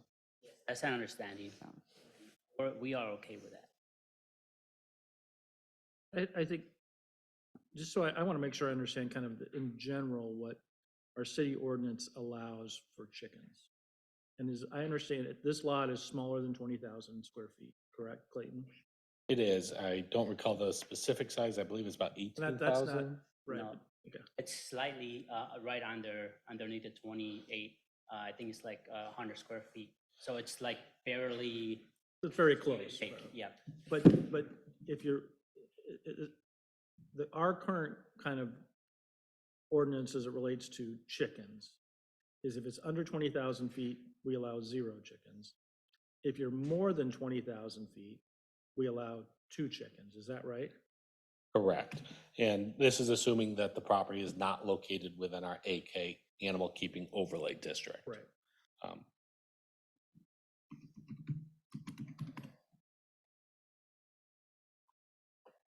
numbers can get you that size. 18,861 square feet. So he's 1,200 feet below the. So I'm very sympathetic to your situation, because you have the chickens, you believe that the city gave you permission. I think that's a little harder to flesh that out, but you're acting under that impression. The 5 is problematic for me, because that's larger than what we kind of contemplate, right? And this is a pretty densely populated residential area. So while I want to me, you remand it if there is evidence that the Board of Adjustment didn't really follow the law, and or that they were incorrect in their decision-making process. I don't find evidence that they were incorrect in their decision-making process. Basically, we're sending it back to them and sort of saying, we're not really happy with the outcome if you remand it, but we're not saying that you made a mistake in your decision-making process, which, you know, I'm not sure I'm comfortable doing, even though I respect everything you've kind of done to this point. I sort of feel like if you were willing to have the 2 chickens or a smaller number of chickens, but the hard part is you bought a coop kind of expecting a flock of 8 or 5. So this is a challenging kind of this case. I mean, I hope you, because it's not a clear-cut kind of choice. That's sort of these challenge of these Board of Adjustment type cases. So. Mr. I didn't buy a chicken coop to keep 10 or 20. I just bought a chicken coop to house them, whether it's 2 or whether it's 8, whatever the outcome is, right? I'm not here that I'm set on 8 or 5 or 6 or 20. I'm here to come to a conclusion of what the board wants to give, to allow me. Is it 2, is it 4, is it 3? Is it 0? Then the outcome, whatever the outcome is, it's fine. I just feel that there should have been more consideration into the fact that we're talking 1,200 square feet. That's the size of a shed. You know, I mean, and not only that, we have, or the city has allowed that exception to be brought up, right? If we were going to be set on not allowing them because we're under 20,000 square feet, then we should not have an exception to even apply. We should be that set on, hey, there's no chicken coops allowed. You can't even apply for an extension or exemption, none of that. So you're giving us citizens the opportunity to apply for an exception, but yet not really considering it. Well, I'm not talking about you. I'm just no, talking about. but and it's a hard. I mean, the Board of Adjustment played a role. We may not, we or you or others may disagree with the conclusion that they came up with. I'm just sort of to me, I'm sympathetic to the idea that 8 or 5 chickens might be a bit much for that property, given the density of the area. Sir, what would be a good number for you? Well, I think that I would be more comfortable with the 2 based around kind of what the city ordinance is. I'll take the 2. Yeah, but even if I don't know if we were remanded, I'm just trying to kind of how you unravel this, right? You almost have to remand it and then almost have you withdraw your petition and come back with a new petition asking for 2. Well, and I would recommend Councilman Cope that he includes a sketch that shows the shed on the other side of the, seeing is believing. And I don't know that they saw any kind of, I mean, his property is quite big. His backyard is 100 feet across, more than that at the widest point. The neighbor next door is 65 feet across. He could be the equivalent of a lot and a half away from the neighbor. I'm sorry, I jumped in. No, But I will, at first I was thinking that we couldn't remand it, but I do think that he can, like you say, withdraw and say, do you remember 6 years ago how much conversation we had about chicken? Yes, right. the hard part is we only have these conversations every We 6 have them years. and they last a long time, and the chickens need to be in a flock because they're happier And all you have to do is give those neighbors some of those eggs. Yeah, that's. And that was the way these other ones went by. So But I think you have a chance to deal with the issue. I think if you accept, I mean, 8 does sound kind of like a lot. I think 5 is a better number, 4, whatever, I don't know. You show a sketch of the other one. I'm willing to, I'm willing to either remand it or he can just start over again and I've got new information. I don't know whether they'd look at it though. I'll turn again to our city attorney, because it was my understanding from what she described that if there were facts, new information that wasn't available to the Board of Adjustment when they considered the case, that they could, that could be one of the reasons that we remand it back.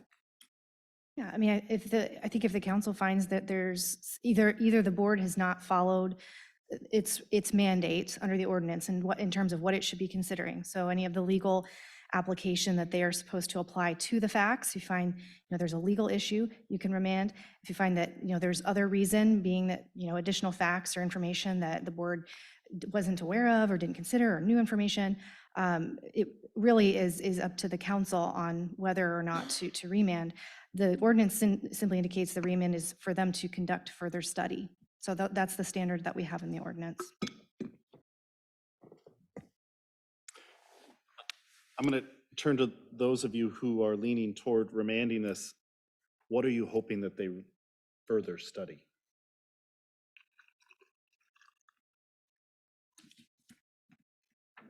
I guess what I would like them to take another look at is, or take a look at, is Mr.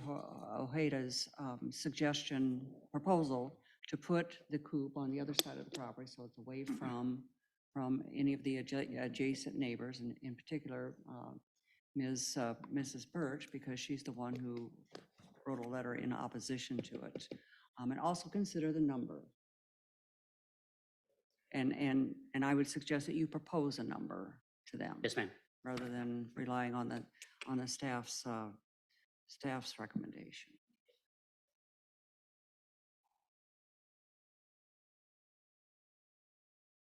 This, Councilman Burkhart, when we took this issue up 6 years ago, I think it was 6 years ago, a lot of these conversations about how many chickens and where they could be located and what could be the nuisance for neighborhoods came up. And at the end of all that discussion, we came to the numbers that have been put into the ordinance, the 20,000 square feet, no more than, was it 5 chickens? 2. But with the knowledge that that there was ways for people to come and make a case in front of a Board of Adjustments and say things like they need their chickens need to have their friends, they're happier in a flock. I really think it's important for children to see where their food comes from. Anyway, I think there really is new information here that would help the Board of Adjustment. What was the original part of it? Why are we making this? What would you like them to consider further? I think he deserves another chance to make his case.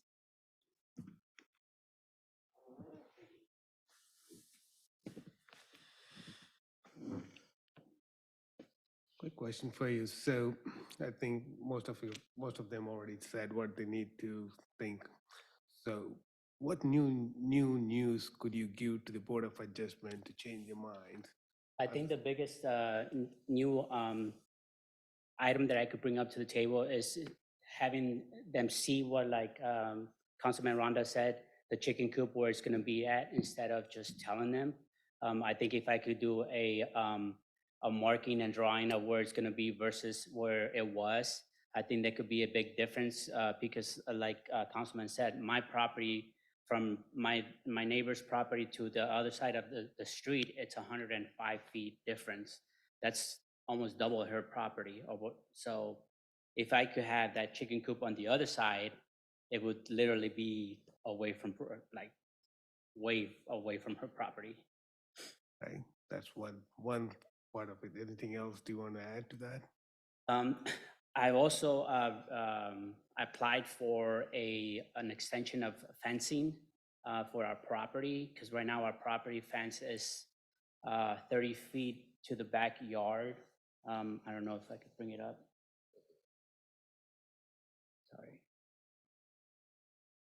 You want the aerial? Yeah, the area, please. Thank you. So if you see on my right-hand side, that's looking right here where the arrow is, there's a fencing here, and I have requested to put a fencing all the way against this, which is my property, all the way down here.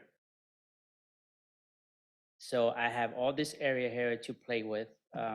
Put the chicken coop here, put the chicken coop here. I mean, there's all this space that I can move it and transfer it to.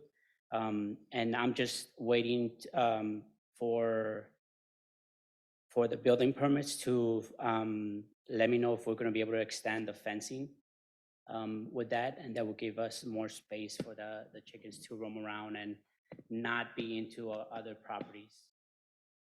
Okay. Yeah, and I know we have certain rules around fencing too, and how. Yes, sir, yes. And I know those are, Yes, so how that's, those all work, and that's why I. you probably don't want to take that to the Board of Adjustment. I didn't Give it a make, shot, but. I'm not gonna make the same mistake again. I'm actually coming here and speaking to somebody versus calling. So I already did that process as well. I'm just waiting. That's all it is. Would you consider putting your chicken coop in the area that's directly east of the house, and therefore there's a house between the chickens and the neighbors? Put it right here?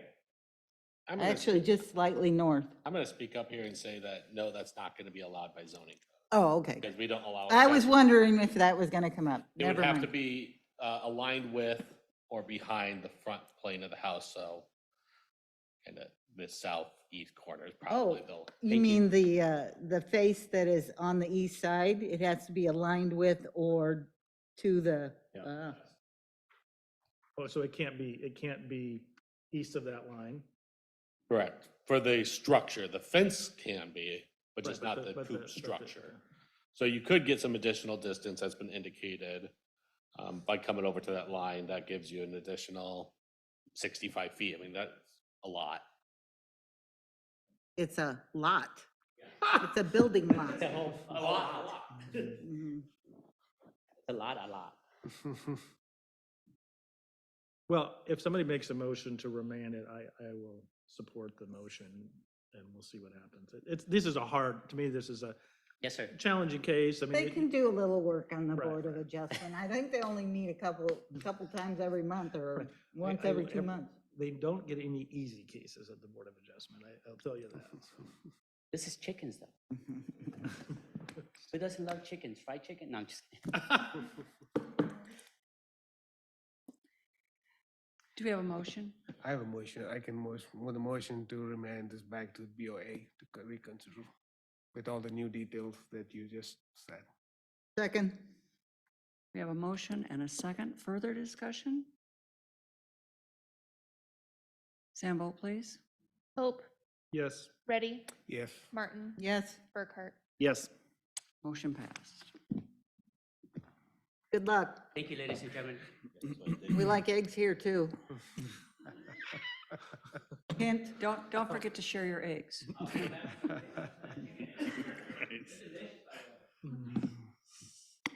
Moving. Yeah. Just can't get a I dozen. was suggesting he share them with his neighbors. I think Rhonda took it a step further. But that would be half a carton. I have it, Karen, don't worry. I have it by 3 dozen. There you go. Can't, too much gift. Okay, moving on to item 7C, consider approval of resolution number 24-27 to not remand BO case number 2309 to the Board of Adjustment for reconsideration. Clayton? All right, a lot of the same principles apply here as our previous case. This action item was an appeal of determination of the zoning administrator regarding operation of a home occupation and installation of a gravel parking lot on a residential property here in Johnston. The applicant, who is available in the audience this evening, appealed the determination that their business was allowed. That business was, it's a trucking company. Employees arrive and are dispersed off to other locations with their vehicles. We have listed that as an explicitly prohibited operation here. And then also the installation of gravel as a surfacing requirement. Code says it has to be a durable dustless surface, concrete, asphalt, permeable pavers. So staff had determined that they were in violation of both of those statutes. Board of Adjustment considered this action item at their January 18th meeting. Applicant was in attendance there. The English is not their primary language. They did have an interpreter in attendance with them, but I'll let them establish their basis for why they feel this should be remanded back to the board. But as it's been indicated to staff, it's largely related to language. Board of Adjustment, though, did vote to affirm staff's decision that the property was in violation of the zoning code. With that, happy to answer questions, go into further detail, or we can also invite the applicant up as well. Council, any questions for Clayton? Just a quick question, Clayton. So when we're saying that in violation of the code for 17708 home occupation, is that's basically using a residential property for a business use? Is that the issue? They're not living, we're not saying that they're living on the property, is that right? Home occupation is you live on the property and you're running a business in conjunction. The residential purpose needs to remain primary. So they're living in the house. There's a house on the property. There is a house on the property with tenants. I'll let them disclose who's living. Okay, but we're not, I was confused just by that. The allegation is basically that the improper use of a residential lot. Yeah, and specifically, as was included in your staff report, highlighted in yellow are the sections that staff found were in violation. Very explicitly, the following activities shall be prohibited: dispatch, where persons come to a site and are dispatched to other locations. 6 trucks and vehicles coming there and the trucks dispersing constitutes that. No more than 1 commercial vehicle used in conjunction with the home occupation shall be parked outside. They had 6 parked outside. Property is less than 1 acre in size, so they can have a maximum of 5 vehicles on the property outside. They were in excess of that with just their 6 vehicles in addition to other vehicles. So that's kind of the outline of the home occupation violations that were found. And then there was the surfacing requirements with the gravel parking lot. Okay. So this picture had 5, that one had 2. I think there's actually 6, but 5, we'll say 5 because that's the picture I have here with the most.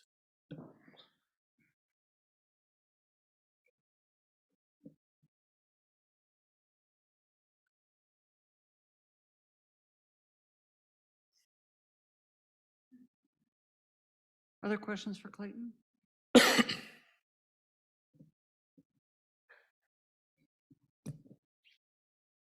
How big is the property, Clayton? Can you repeat that? How big is the property? Pull that up just a moment.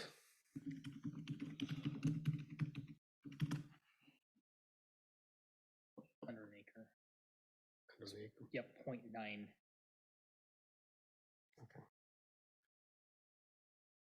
Take your word for it, but I'm also gonna look. Looking at the same page.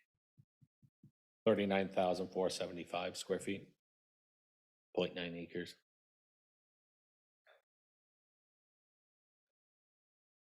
And the house, how big is the house? 2-story house. 676 on the main. 484, so just over 1,000. Total square foot, 1160. All right. Clayton, at which of the Board of Adjustment meetings was this brought up? January 18th. And I had included a copy of those meeting minutes as an attachment, if that's what. Oh, it was on your staff report, wasn't it? Okay. I also have it as a standalone item you can click on if you want. Either way. Oh, there it is. Was Talk to me a little bit about the meeting and what their discussion included, from the standpoint of, was there consideration or discussion with regard to, either making some sort of dustless or permeable paver type surface to accommodate parking? Was there discussion at the meeting of whether or not the Board of Adjustment even wanted to entertain the number of vehicles? no, there was not. Okay.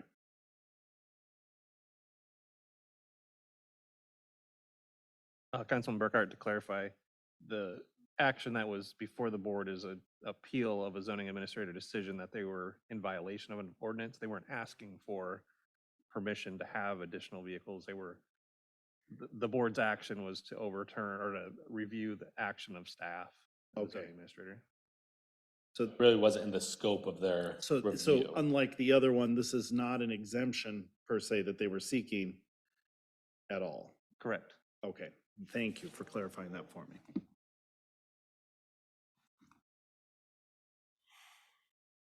Any other questions for Clayton?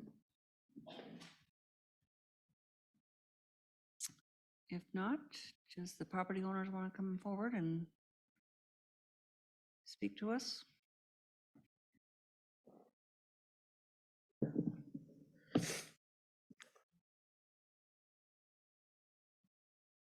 And my name is Stephanie. I live over in 7800 Iltis Drive. I will be translating for Luis Ramirez and Marilyn Martin. Dile que nosotros estamos apelando porque quisiéramos que nos dejen tener los camiones ahí, que el espacio es bien grande y no causa tanto ruido para tener que llevarnos los camiones de ahí. So the reason for the appeal is due to, they do run a business at home. They do have trucks that they do park in the backyard. They do have a long backyard, which is the reason they do park it back there. They did also advise me that across the street where the shed is, there is another tenant that parks his trucks across the street as well in that shed. So he was wondering, they're wondering if there's anything that they can do to be able to keep the space and excuse me, and be able to park the trucks back there. También dile que fuimos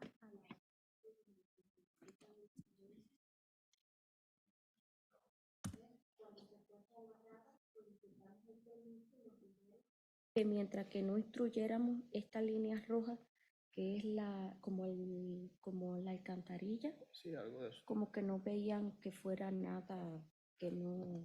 que They were also perjudicara. told that as long as they don't pass this red line right here, that it should be okay.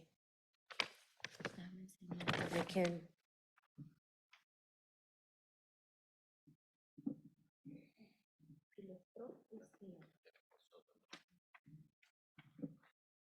What red line? you mean? The front property. Oh, line. the front, okay. Okay. Was that told to them? And by whom? They are also stating that the trucks are not that loud. They are pretty quiet, so it's not loud enough to wake the neighbors or anything like that. Que nosotros hacemos delivery a las oficinas de correo Por eso de Johnston. Hacemos delivery a oficinas They de do Johnston, deliveries from Port the City, USPS, from Guauque. Amazon. las de Des Moines. ¿De qué? Des Moines, todas las oficinas postales. Oh, de the correo. offices from Des Moines as well. Por eso That is the reason why they work during the night, and when they come during the morning, they don't work during the rest of the day. Que por favor nos dejen mantener los camiones allí. Somos una compañía pequeña. Ahora los trabajos están muy difíciles y así nos evitaríamos nosotros tener que pagar una yarda que cuesta mucho para mantenerlos. They're asking if you can please reconsider because they are a small business. It is difficult looking for work nowadays. And if there's any possibility of reconsideration or anything that they can do to be able to keep the lot.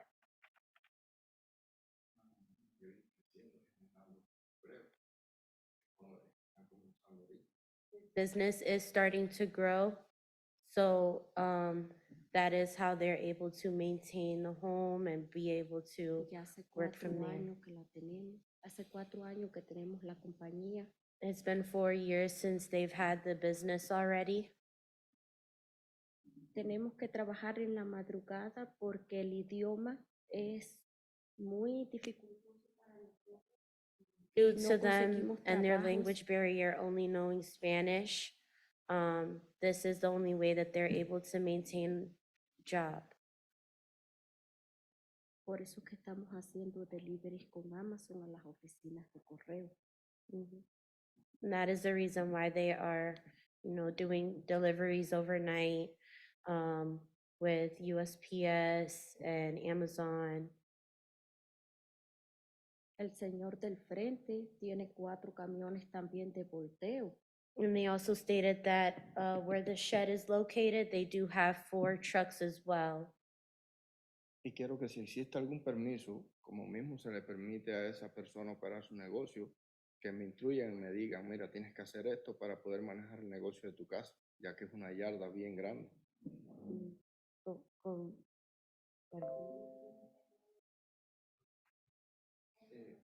Que si hay otras compañías que operan en mi zona, No que me te instruyan dejo. y me dejen operar mi compañía desde mi casa y me digan que me den la instrucción de qué tengo que hacer para que me permitan manejar mi negocio desde mi casa. That there are other businesses in his zone and wondering if they'll be able to help him be able to run his business the same zone area.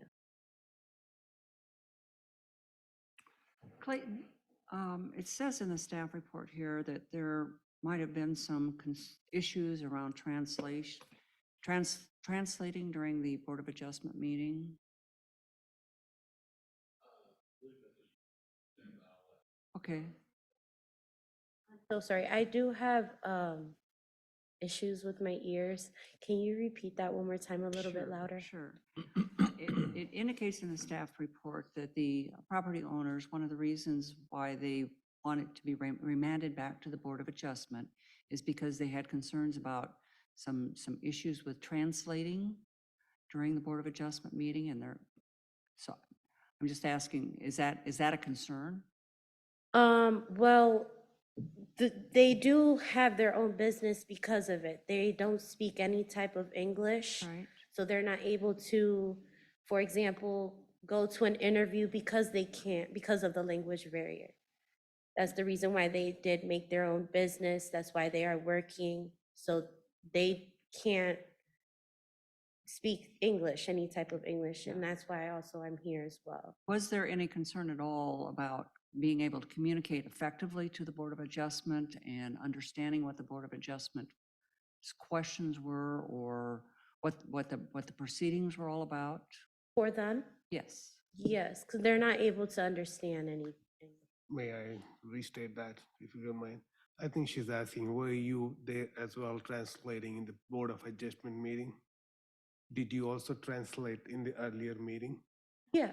You did too? Yeah. So I think she's asking, was there a translation issue during the Board of Adjustment meeting? I don't think so. Okay. So they understood what was going on, Yes. and they felt like all of their comments were being understood, their concerns were being shared, their requests were heard. Correct.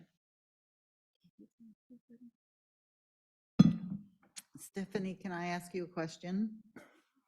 when they refer to the business with a shed that has multiple trucks, this is a business that is across the road.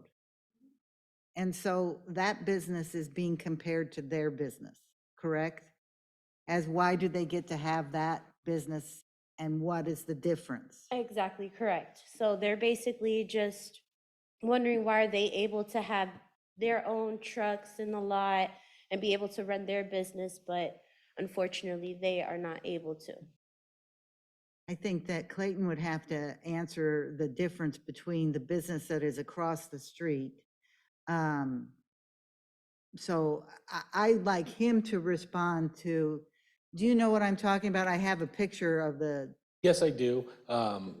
Staff, our code enforcement staff is investigating that to determine if they are in fact having multiple vehicles and running a business as indicated.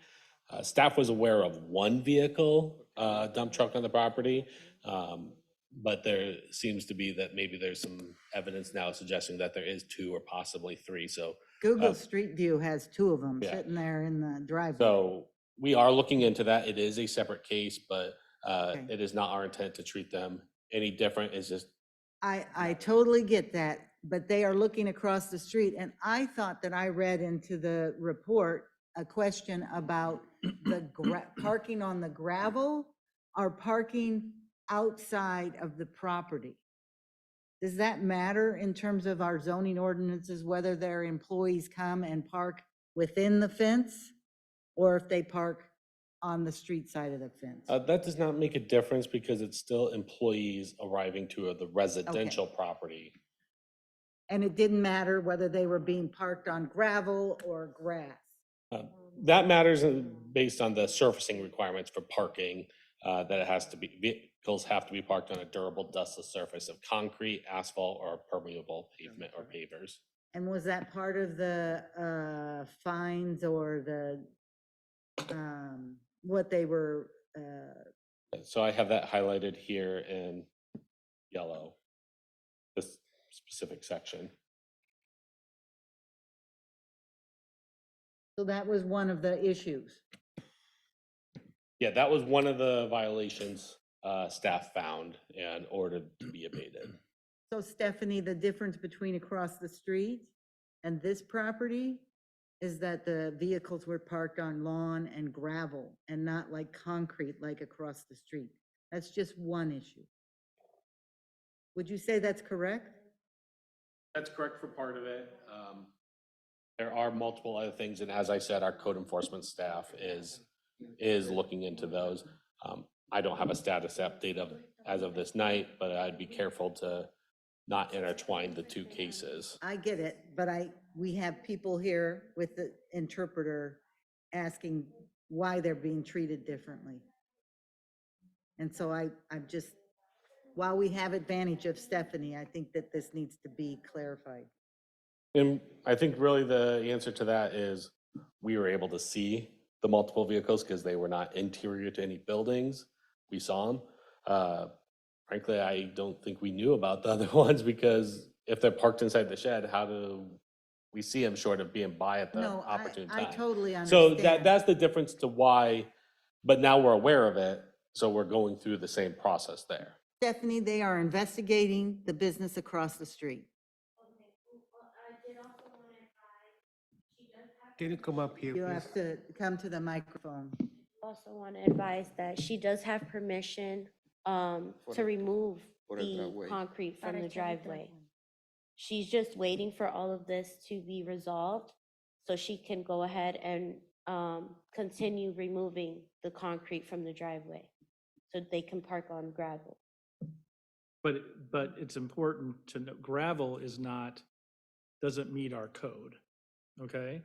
So it has to be I don't know if this is the section that deals with the dustless, so you can't just put gravel down. It has to be a special type of surface that doesn't generate dust, okay? So there's really two issues, which I think Councilperson Martin was getting at.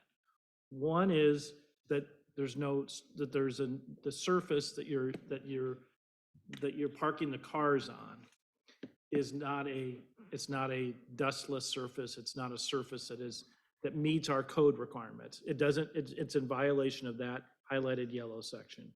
And in the second issue, if you scroll down, Clayton, is right there, is it appears that your business that you're operating operates where people come, your workers come to your property and park their cars there, and then drive another vehicle off the property. And that's in violation of our code that says you can't operate a residential property, a business at your residential property that serves to dispatch vehicles out. So this really gets down to the type of properties and how you can use your property. This is properties in a residential area of Johnston. And that means it has to be used for residential purposes. And you can only use it for certain business type of purposes.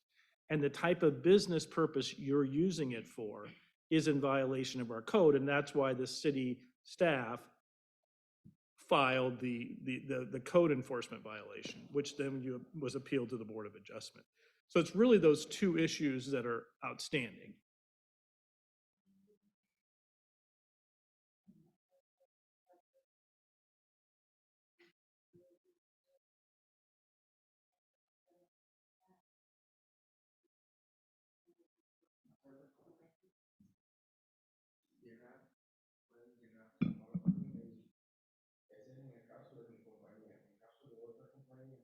Pero ese es pueden el llegar problema, tú no es puedes tener una compañía en tu en mi propiedad. propiedad. Pero que Y- si existe el permiso, que nos dejen sacar el permiso, porque la persona del frente, los vehículos hacen igual, se quedan los vehículos de sus trabajadores, los parquean a la parte atrás de la casa. Ellos están investigando eso, eso es lo que me dijeron. Entonces, la pregunta es, ¿existe un permiso que yo le pida a la ciudad que me deje poner el concreto porque yo tengo el permiso para el driveway, no para atrás, para el patio, porque me dijeron, la ciudad, Luis, la la otra, vas a confundir, bueno. estás hablando mucho. ok, existe un permiso, como las otras personas que él mismo dijo, que podían estacionar y manejar el negocio desde su casa, que nosotros lo podamos hacer. Que si hay algún permiso, Stephanie, que nosotros los podamos solicitar para mantener los camiones ahí y echar, para concreto hacer que un ellos exigen. dragway. Echar un dragway es de concreto, no de grava, echar concreto. Pero Oh, que okay. queremos saber si existe permiso o no. Okay, so they want to know if there's some type of permission that they are able to get, or is there anything that is possible for them to possibly run their business at home? They are willing on, building concrete if they have to, or whatever the case may be, but they are willing to do whatever it takes to be able to run their business at home. And certainly, we don't want to put them out of business. Clayton, what would they need to do in order to be in compliance with our code requirements? The business activity, I don't see a path in the R175 zoning district for that to be allowed. It would need to be a rezoning of the property to a district that allows that. However, by doing so, we would be spot zoning, which is just not what we are allowed to do, and a comprehensive plan amendment. So I don't really see a path to getting the business allowed, short of the council taking the legislative action to amend the ordinance to allow So it. even if they poured concrete in their backyard so that they could park the trucks there, That would resolve the storage of the vehicles, right? but not the operation of the business. Because we don't allow dispatch. Correct. As long as they weren't being used for that business purpose, sure. They're only allowed one commercial vehicle too, Clayton. That provision right there. But that's only if it's used with home occupation, but,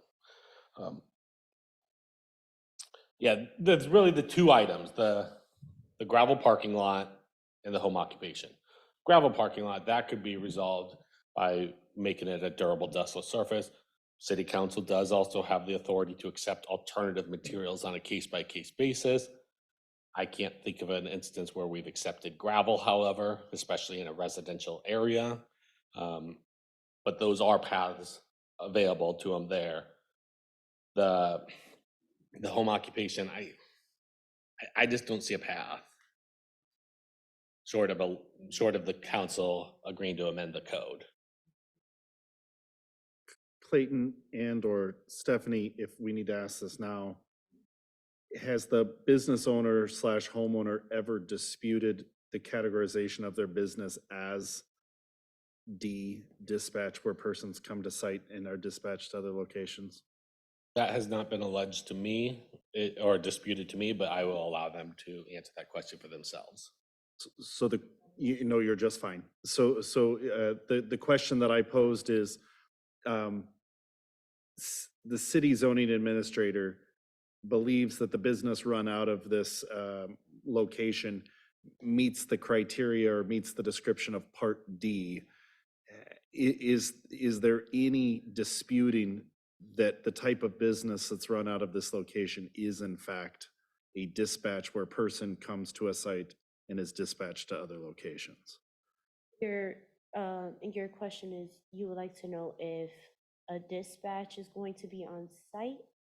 Do employees come to the home that do not live there to get the vehicles? Do employees go there? Do people that don't live on the house Mhm. come to the property, get the trucks and go? Yes, dump correct. site? That is correct, yes. They do not Can you live. ask them that Tú question? tienes empleado, ¿verdad? Sí. Ellos van para tu casa. Sí. Yes. And I guess then to sort of complete your question, you asked about, is it possible to, in essence, get permission from the city to violate this rule, right? And in essence, that's the process that you went through with the Board of Adjustment. This Board of Adjustment, the city staff ruled that you were in violation, these folks were in violation of our rule. And then by appealing it, the folks asked for permission to be allowed to violate it, and the Board of Adjustment turned them down. So in essence, they turned down that permission, that request for permission. Is that understood? So there is a way to get permission?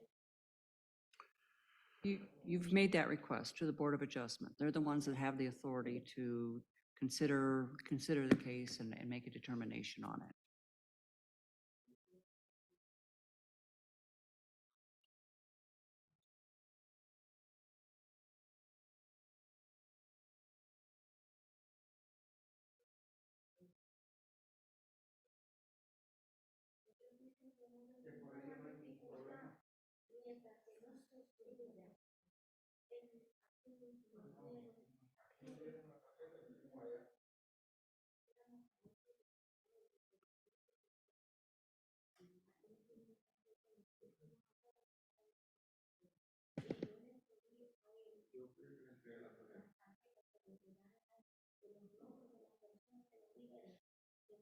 Clayton, what is the next step in this in terms of, the Board of Adjustment has made their decision? Or she was told that as long as they don't pass this line, they should be okay. So I'm going to answer the mayor's question here. Board of Adjustment has affirmed staff's determination. City council may choose to either remand this back to the board for further consideration, finding that there was either they made a legal error, or there was data or other facts that were not properly presented or available to them to make an informed decision. So those are the two paths. Either you send it back or you say, no, you guys did it right. They had it. And then upon completion of the appeal period, they do have the ability to file an appeal with district court if they so wished. And that would be the next step for them if they want to continue to. What is our process for enforcement? They're running a business. How can we help them work through this? Que de la They'll have to puerta find a aquí en la relocated puerta place for the vehicles. de ahí para Um, allá, podíamos echar grava sin permiso. They have 30 days, 60 We have 30 days. days from the filing of the appeal being complete. And then I guess if they don't comply with it, we have to go a court order route. But that's not our preference. Clayton.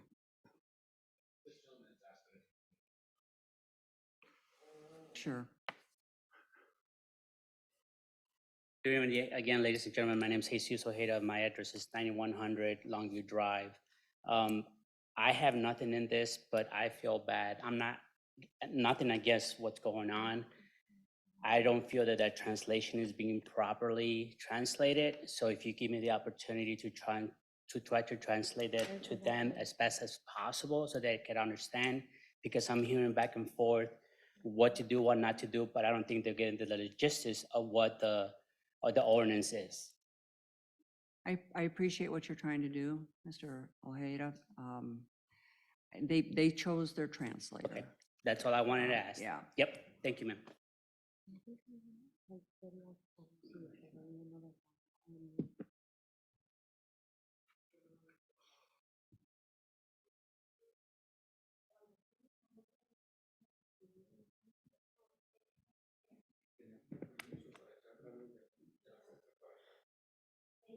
That when they went to the other department, they stated Que that de la cerca,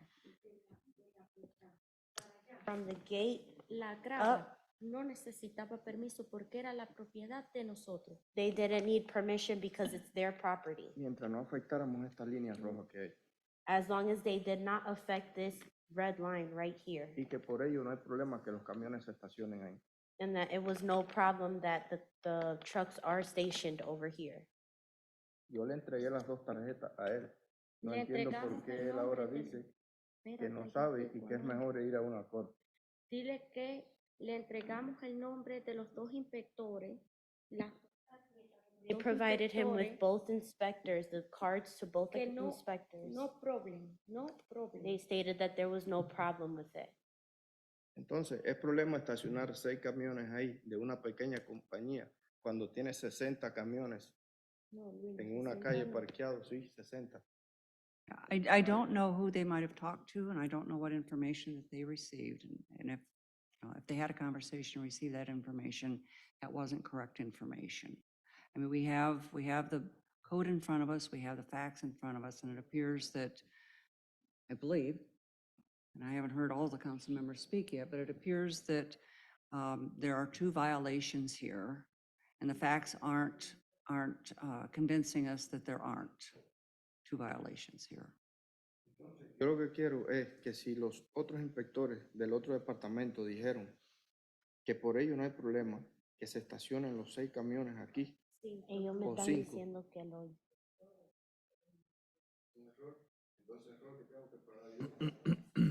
Ya me dijeron que podía echar la grava de aquí para acá, que no había Guess I would problema. just ask Tengo el the permiso council para echar el members. dragway de aquí para acá. No. Do you feel comfortable that the translation has been adequate for them to be able to present their case and have it fairly heard? That they went twice to the inspectors to get permission to. I think you gave a. If I may, they're referring to our Public Works Department staff, and I was not present at any of that, so I'd maybe defer over to Matt Griner to comment on what may have transpired. Tú lo presentaste this- a él. Sí, yo, They stated that it was with him that they gave it to. yo personalmente vine y le entregué. If I could just, I know on November 22nd, the residents did come in. They did ask for a right-of-way permit for the approach on their driveway. And it was approved for a 12/18 approach. I believe what they're referring to is if they needed an inspection further beyond the property line, Public Works would not perform that inspection because it is on private property. But that has nothing, I mean, that wouldn't have a bearing on Did they have an interpreter with them at that time? Yes, they did. Stephanie? I, were you present when you came down to Public I Works? was not, no. Okay. Thank you. I wasn't present So at they, that one. I when did- you say they came in for approach, they came in for a driveway approval? They came in for an approach that sits in the right of way, yep. Yeah, for a driveway. I mean, and we gotta, approach might not mean the same thing to these guys. Yes, yeah, they came in for the They got driveway. approved to have a driveway put in. Yeah, That's not, that's that's not different. parking cars. That's not allowed, doesn't grant you authority to operate a business. Okay. That they advised him that he was able wish to I knew more Spanish. travel because it's his property. I think we need to, why don't you take a seat? Please sit down. I think we need to have some council discussion on this. And I'd like to hear what your thoughts are. Well, pretty clearly, their use of their property, from my perspective, is inconsistent with the zoning, the residential zoning. They're using it for a dispatch operation. And that is not allowed under our home occupation ordinance. And so based on that, I think that the action that was taken by the zoning staff to find them in violation of the ordinance was correct. And I think that the Board of Adjustment acted correctly. And I don't believe that, unlike the other situation where there may have been not a full review of all the facts, I don't believe that's the case here. So I'm comfortable with the decision not to remand this back to the Board of Adjustment.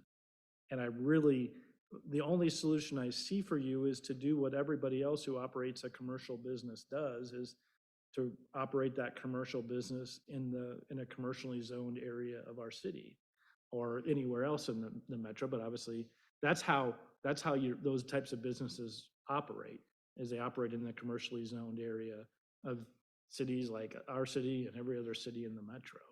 That's why we have these rules about how you can use residential property and not use residential property. So that would be my perspective. Other thoughts? I have a question for you, Clayton. The only thing they cannot overcome is dispatching from that property, right? Sorry, can you repeat that once again? So the home occupation, the rule says the dispatch where persons come to a site or dispatch to other location. And you said you don't see a way around that. I don't, and the base of that is we very explicitly say the following activities shall be prohibited.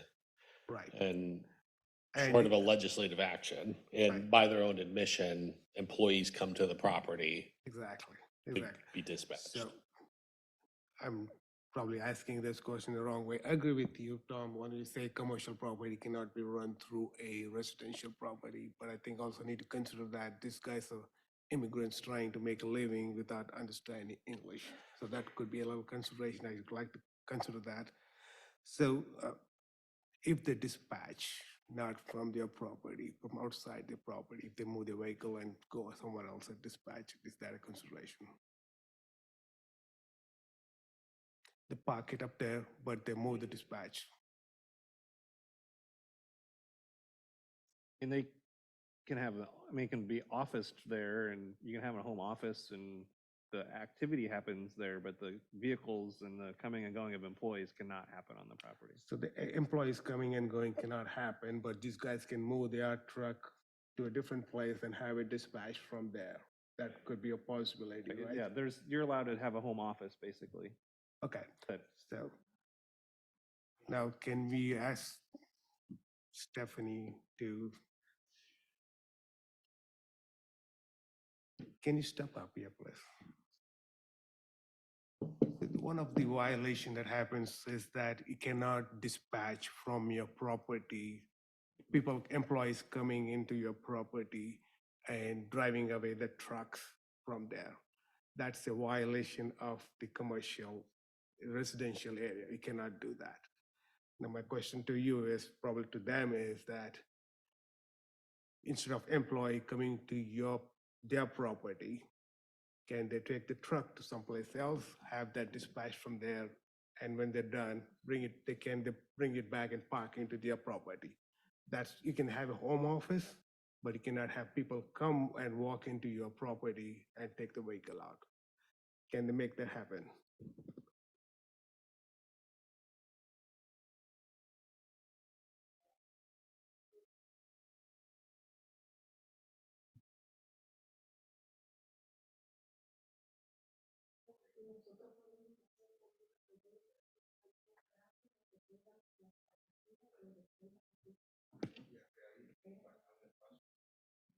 Are asking if there is by any chance they can build some type of shed in the back and have an office there, or because of the residency, they won't be able to. So you can have a home office, you can build a home office, but you cannot have someone else come into your property and take the vehicle out. It has to be them driving that vehicle outside and then go. They are driving the truck out, Yes, that's okay. yes, they can drive the truck out, take it someplace else, and then someone else takes that. That is okay. But these new drivers cannot come into their properties and drive out the property. I think we're confusing the situation here. Yeah. Okay. They can have a commercial vehicle assigned as part of, on their property. How part of many? home on- One, On the street or inside the building? on their property. On the property Parked line. outside. One commercial, one Right. commercial. If Clayton scrolls down to the next section, it has that. They'll be parked outside, right? That's what it's at.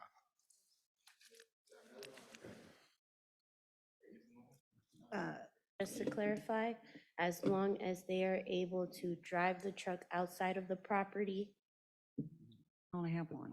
So wait a second. Can you explain if they can proper park their 5 vehicle inside the property, not on the roadside?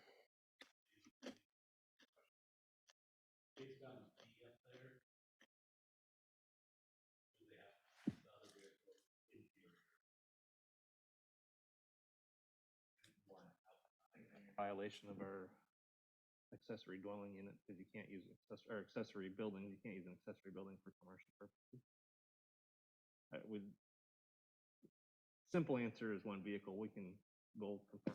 Mayor, I have a suggestion. Okay. It seems like it's fairly clear. I agree with Councilman Cope that the Board of Adjustment did the right thing. It's also very clear that there are technical words and statements, and they're not understanding the depth of the issue that we have here. And having it be discussed in the manner that it isn't progressing us further Agree. in the communication.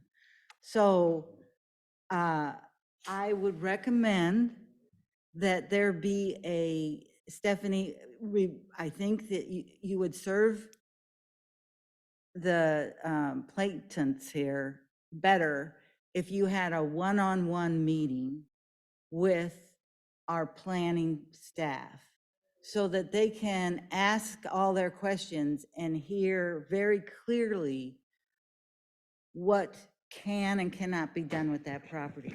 But what the Board of Adjustment did is, well, I feel as one of the council members was correct, and that's how I will be voting. But you guys deserve, your clients deserve to understand how they can fully use their property. There is a big problem here. But it's not going to be solved tonight at this I table. agree. And I don't even know if it can be solved. It's that big a problem. Yeah, I mean, I think that there's probably no resolution for continuing to operate that kind of business at the residence. They will have to look for, and this is where maybe planning or economic development staff could, show them the commercial part of the industrial along Beaver Drive. That's where these types of businesses like that you operate, that's where they operate their businesses out of. right? So there's buildings there and you can park trucks there and you can do all, and that's where that types of businesses are allowed. But I agree completely with Councilmember Martin that this conversation up here is hard to really resolve that. But I think city staff can help you and help your clients to figure out a way forward, because we want you to be successful. We want you to be able to operate your business in our community. We're excited to have you in our community and to operate your business in our community. But this can't be done at your home. I will also have them make that meeting as well, so With you or absolutely. I think the technology and the statements here yeah. I'll be honest, this is first time I'm translating for them. I have no clue what's going on. I just jumped right in head first. So I'm trying, but Right. I'll definitely have them Right. make that Right. meeting so that way I Right. can understand better. Have you And been to their property? I have, yes. Okay, good. I have multiple times. Okay, good. So I will have them do that and we'll try to see what we can do next.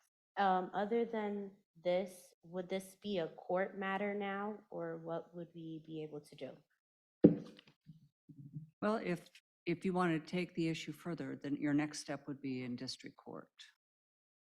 But I think, I'm hoping that you can sit down with staff, understand what the possibilities are, and come to some solution that way. And your clients should consult an attorney before deciding whether to go to court or not. That's part of that, to determine, an attorney can give them guidance on whether that's a good strategy or not. I appreciate you for your time. Thank you so Yeah, much. thank you. Thanks. Thank you. Okay.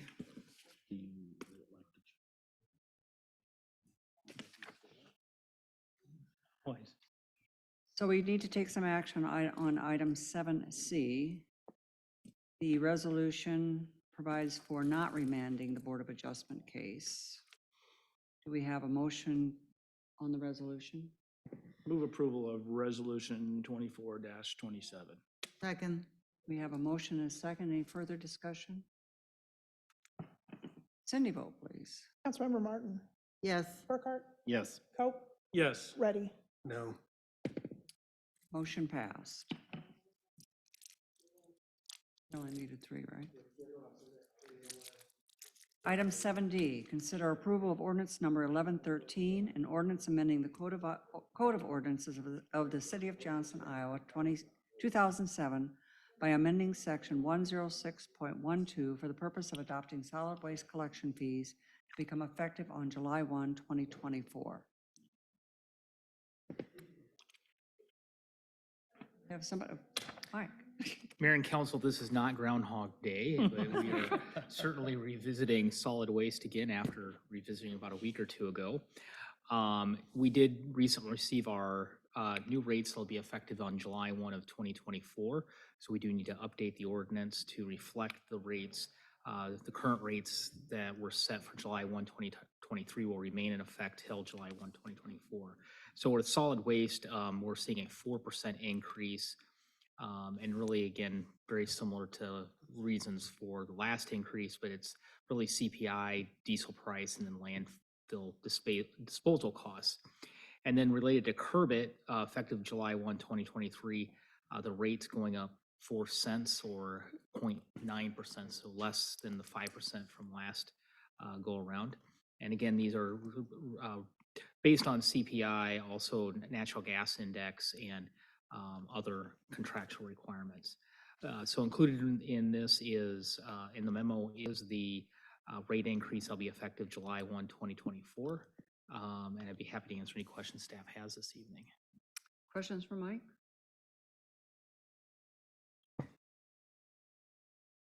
Seeing none, do we have a motion to approve ordinance number 1113? I move. Second. We have a motion and a second. Discussion? Cindy, vote please. Councilmember Cope, Yes. Ready, Yes. Martin, Yes. Burkhart. Yes. Motion passed. Item 7E, consider approval of claims in the amount of $916,125.19. Move approval. Second. We have a motion and a second. Discussion? Cindy, vote please. Councilmember Cope, Yes. Ready, Yes. Martin, Yes. Burkhart. Yes. Motion passed. Mike, did we want to return to the budget? Yes, if that is acceptable to council.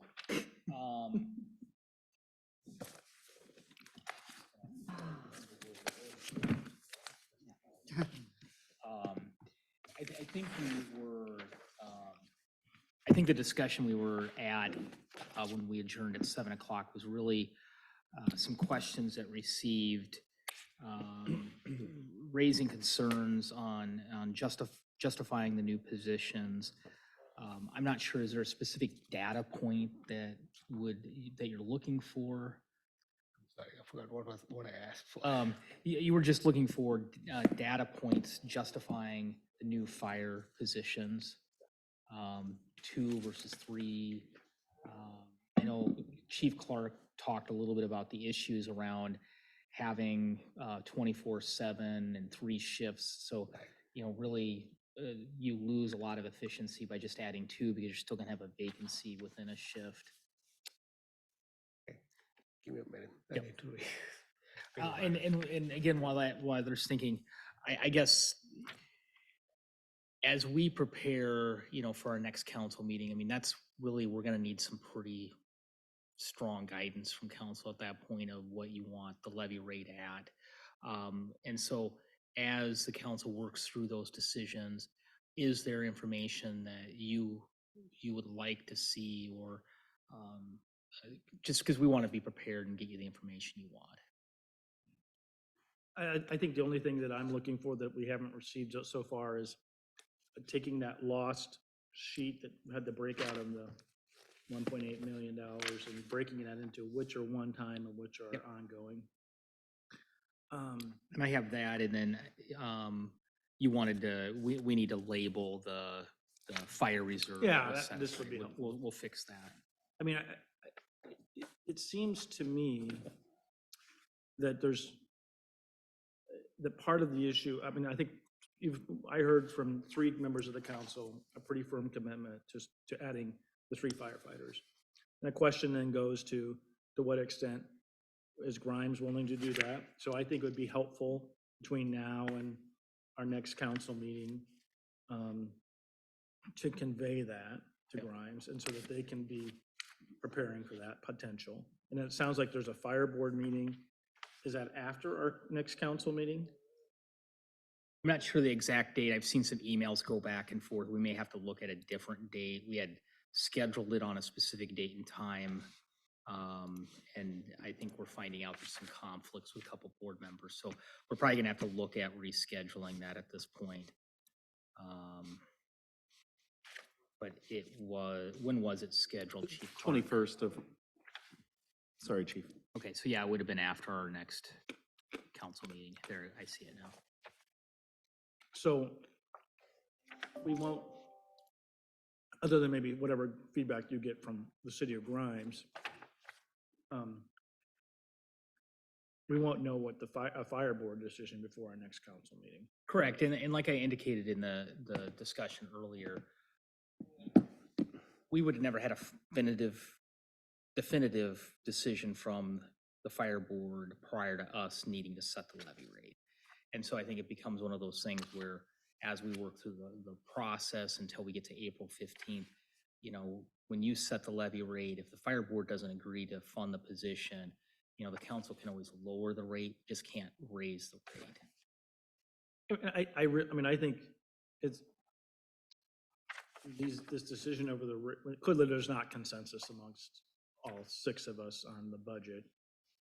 And I would say we should strive to get to consensus, but at the same time, it all kind of comes down to what people's opinions are, right? And they're going to be strongly held opinions because these are hard issues.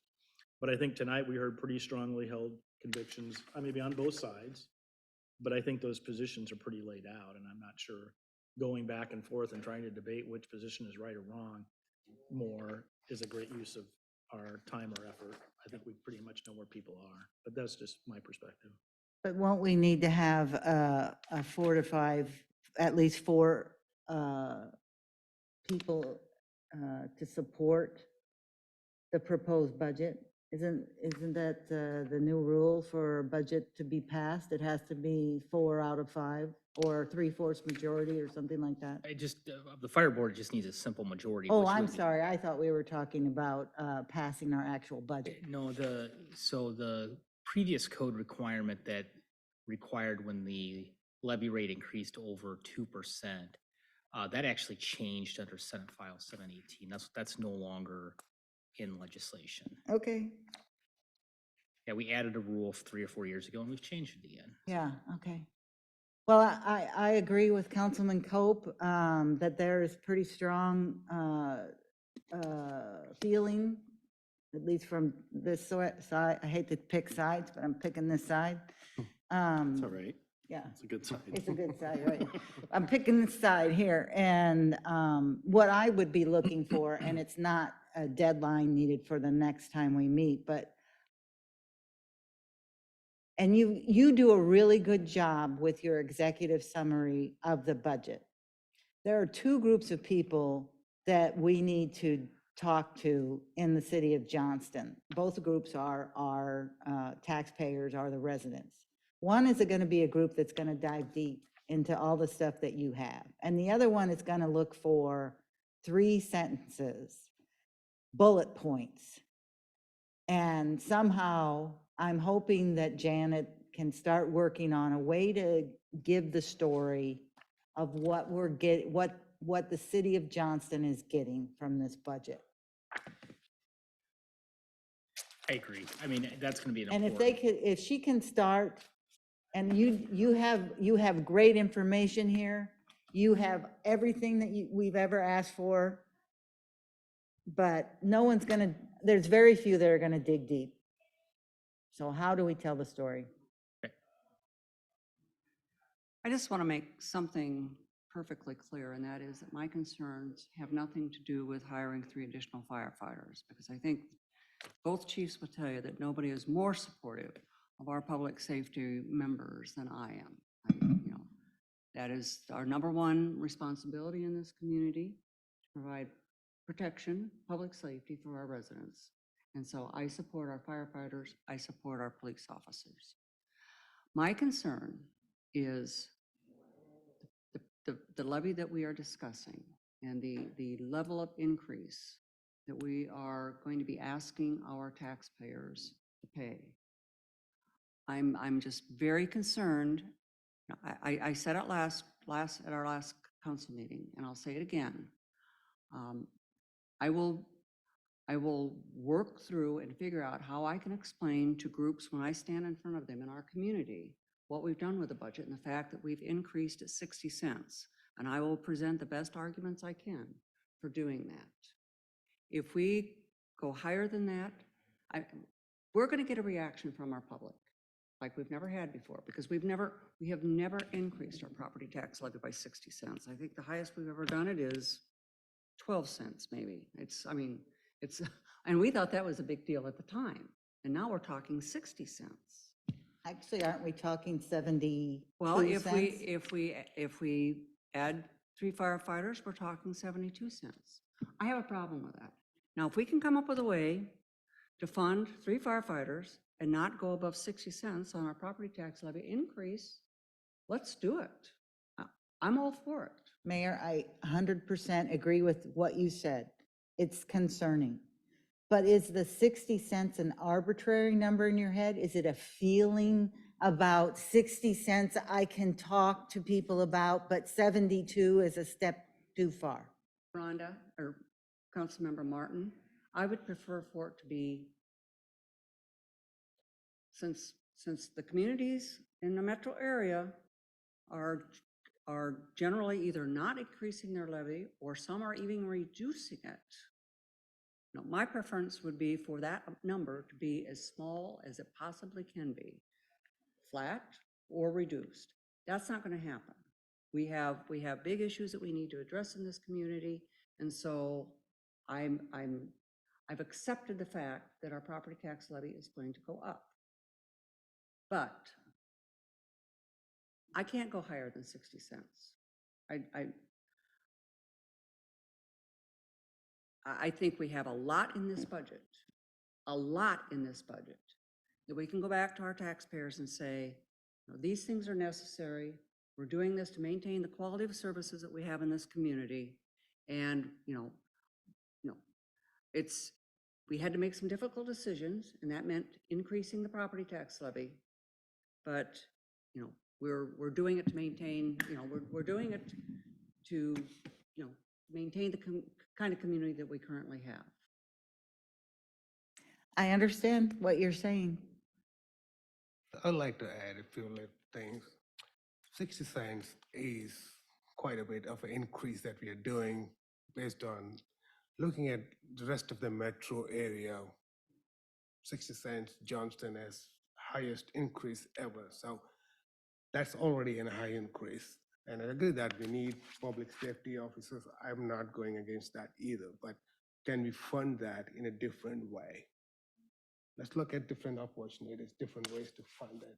But I'm not willing to increase the levy. This is taxpayers' money. They're already increased by 60 cents. We're adding 12 cents to 72 cents. It's going to take a dent in their pocket, and we're increasing all the rest. We're increasing the water utility, you increase the wastewater, everything adds up and makes a dent in everybody's paycheck.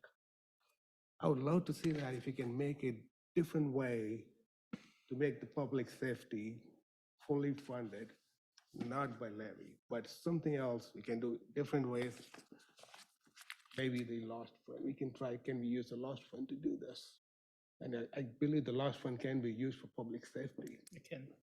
So let's try using that, but I'm not for raising the levy rate.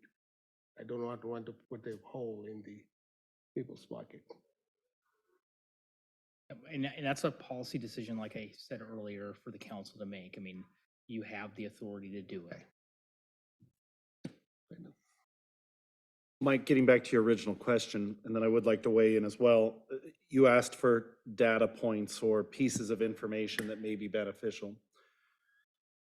I think one of the things that could be beneficial, and primarily to the fire board, as they hear then this rationale for adding or potentially adding 3 new staff members, is to some extent a realistic expectation of what level of service could increase based on that addition. Quite frankly, I think the need has already been stated, but making sure that everyone is clearly on board with that. I also think to some extent, in response to Councilmember Reddy's comments of if there are other ways to fund it, to some extent, I would like realistic expectations of what kind of costs would we potentially recoup when Councilmember Cope said, instead of paying one of these assisting communities and their ambulance service, what could we reasonably expect to help offset these expenses?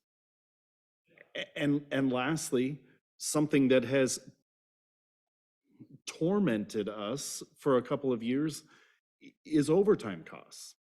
And there was some indication, although not to pin major hopes on it, that adding another staff member could potentially even reduce some of our ambulance overtime costs. So to some extent, the best we could quantify where we actually can save or recoup funding by making this investment, I'm not a fool to think that we're going to be able to pay for all 3 of those in those savings. But I also am not a fool to think that we're not going to get a continued increase in service that is needed for the growth and for the response of the entire district. I also want to go one step further and say, I would be afraid, concerned, offended if I let the city of Urbandale figure out the budget for Johnston. I would be afraid, concerned, and upset if Clive, or if Altoona, or if any other community other than those who were elected to serve the residents of Johnston set the budget for Johnston. We know what we need. We know what the expectations and the quality of services here. We also know to some extent the tough choices we've had to make because of settlements and because of other investments in infrastructure. How those other cities decide to spend their money or reduce their levy, that's their choice. And their voters expect them to make prudent decisions. I truly believe that we're making a prudent decision. And when Mike today stood up and kind of talked about, albeit conservative, some other cataclysmic forces of economics that are going to be coming about next year, to me, we need to be doing what we can to position ourselves this year to serve our residents, not only for this next fiscal year, but for the years to come as best as possible, because the choices are only going to get more difficult. If you want input right now as far as whether or not where the comfort level of that levy is, 72 cents is where I am. And we'll see how the fire board goes with their recommendations, but I think we need to prepare folks that that's where we need to be able to provide an increase in service that they deserve and, quite frankly, we need within the community. I just had one other data point that we talked about this, I think, when we had our little group meeting Thursday, was that historic look at the property tax impact on specific properties over the last 5 or 6 years, because I think that's important. Because I think looking at 60 cents or 72 cents in a vacuum, I think that, from my perspective, is important data. Mayor, if you felt that somebody up here tonight suggested that you aren't supportive of public safety, I certainly don't think anybody suggested that. And I think it's important to note, I think one of the great things about this group is we have really hard, candid conversations with each other without any of us walking away thinking or suggesting or saying that person doesn't support public safety or this person doesn't care about what's going to impact the property taxes. I don't think that applies to anybody up here. Yeah. I think we're all. By making my statement, I wasn't insinuating that anybody said that. I was just making it clear for the record that I'm not opposed to hiring 3 more firefighters. I'm not opposed to doing that. What I'm opposed to is increasing the property tax levy even further than what we have been discussing. And I think, and if we can find another way to pay for those firefighters, let's get them on. Yeah, and I think that's, I mean, I believe, I think everybody wants to figure out a way to do it. And if we can do it without going to the levy, then that would be great. That would be But great. at the same time, we have to figure out, it has to be a responsible, sustainable approach. And that's agree. kind of the I charge agree. that's been made, so. I agree. Well, certainly if there are additional items that you come up that, hey, look at this, if you could let us know in the next couple of days, I'd appreciate it so we can get the information put together out to the group. Otherwise, that's all. Any other things? I don't have anything else this Nothing evening else? from Okay. staff. Council members, Councilmember Ready? Oh, public comments. No, I'll pass. Thank you. Councilman Cope? I wanted to pass along, as everybody I think knows, the MPO is in the process of hiring a new executive director. And I know Jim Evans is our point person for that. I'm the alternate for the board, but had an opportunity to visit with the folks who were kind of leading that up. They feel like they've got a good group of candidates. They have 8 kind of finalists, semifinalists, and they feel like they've got a good candidate pool to pick from. So that's an important regional entity, so just wanted to pass it along. And also, we had our first kind of quasi meeting of the Central Iowa Waterworks Board meeting, and at this point, I think all but 2 communities have signed on, and I think those 2 are going to happen in the middle of February. I made a note somewhere of which communities they were, and it's probably buried somewhere in my backpack, but that is progressing, and the Central Iowa Waterworks Board will be coming together here.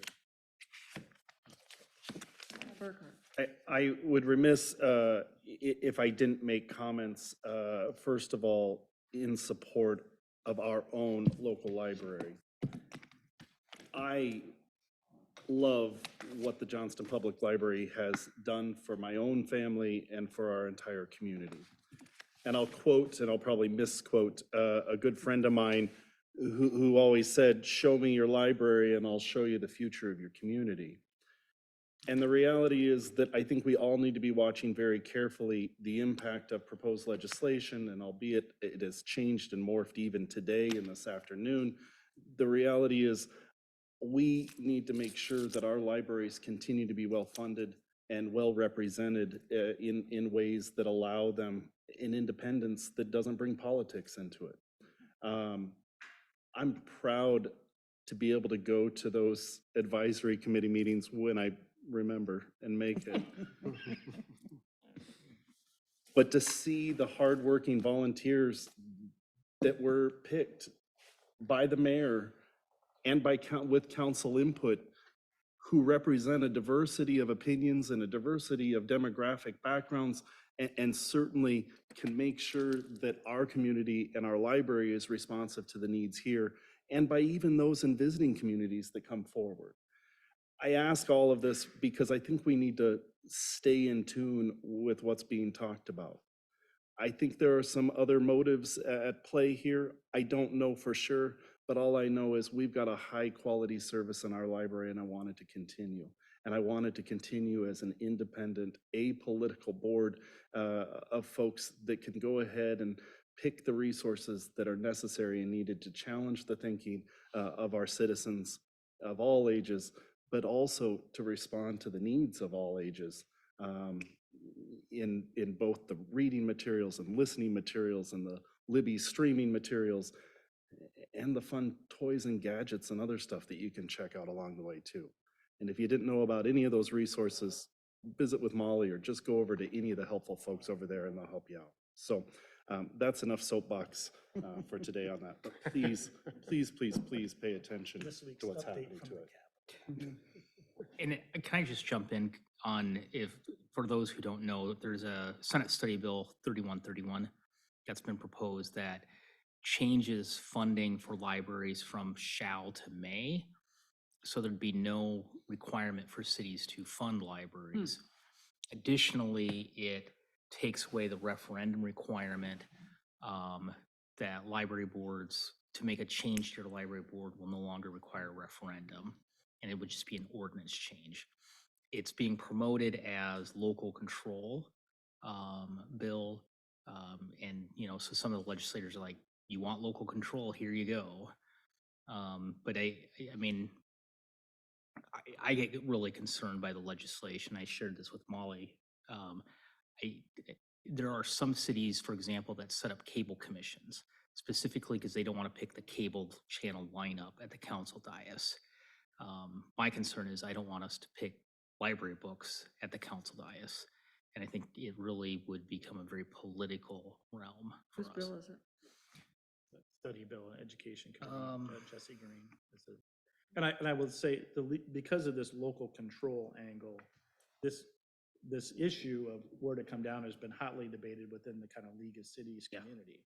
And Mike was part of a call this morning where he provided a lot of leadership that I think is very consistent with your perspective on it, Brian. So now, interesting, I think 3 other city administrators across the state also spoke, and I was clearly in the minority. right, no, there were other, we won't call those other city administrators out here publicly, but we'll talk to you about it afterwards. But and Chairperson Green, by the way. And I also encourage the league, when the bill came out, it was like, oh, this is local control. We're getting a lot of pressure. We should think about it. And I very firmly suggested to the league leadership that they stay out of it. So, but I'm not anyway. So, Councilman Martin. Don't get me started on bills. Let's talk clean water. I have nothing. I just like it when I'm on the same side with you guys. Yeah, this is really weird over here. Councilman Burkhart reminded me of a conversation I had this afternoon with a couple of, well, actually with one professor from Cole College, but she's working with another one at Iowa State University. And what they're doing is they're doing some research on Iowa's gender balance law and proposals to repeal it, and how cities have complied with our current soft mandate that's in the code. And I really appreciated the fact that the professor from Cole College recognized right up front very quickly that Johnston is one of the communities in the state that for many years has has had gender balanced commissions, as well as other balances besides gender.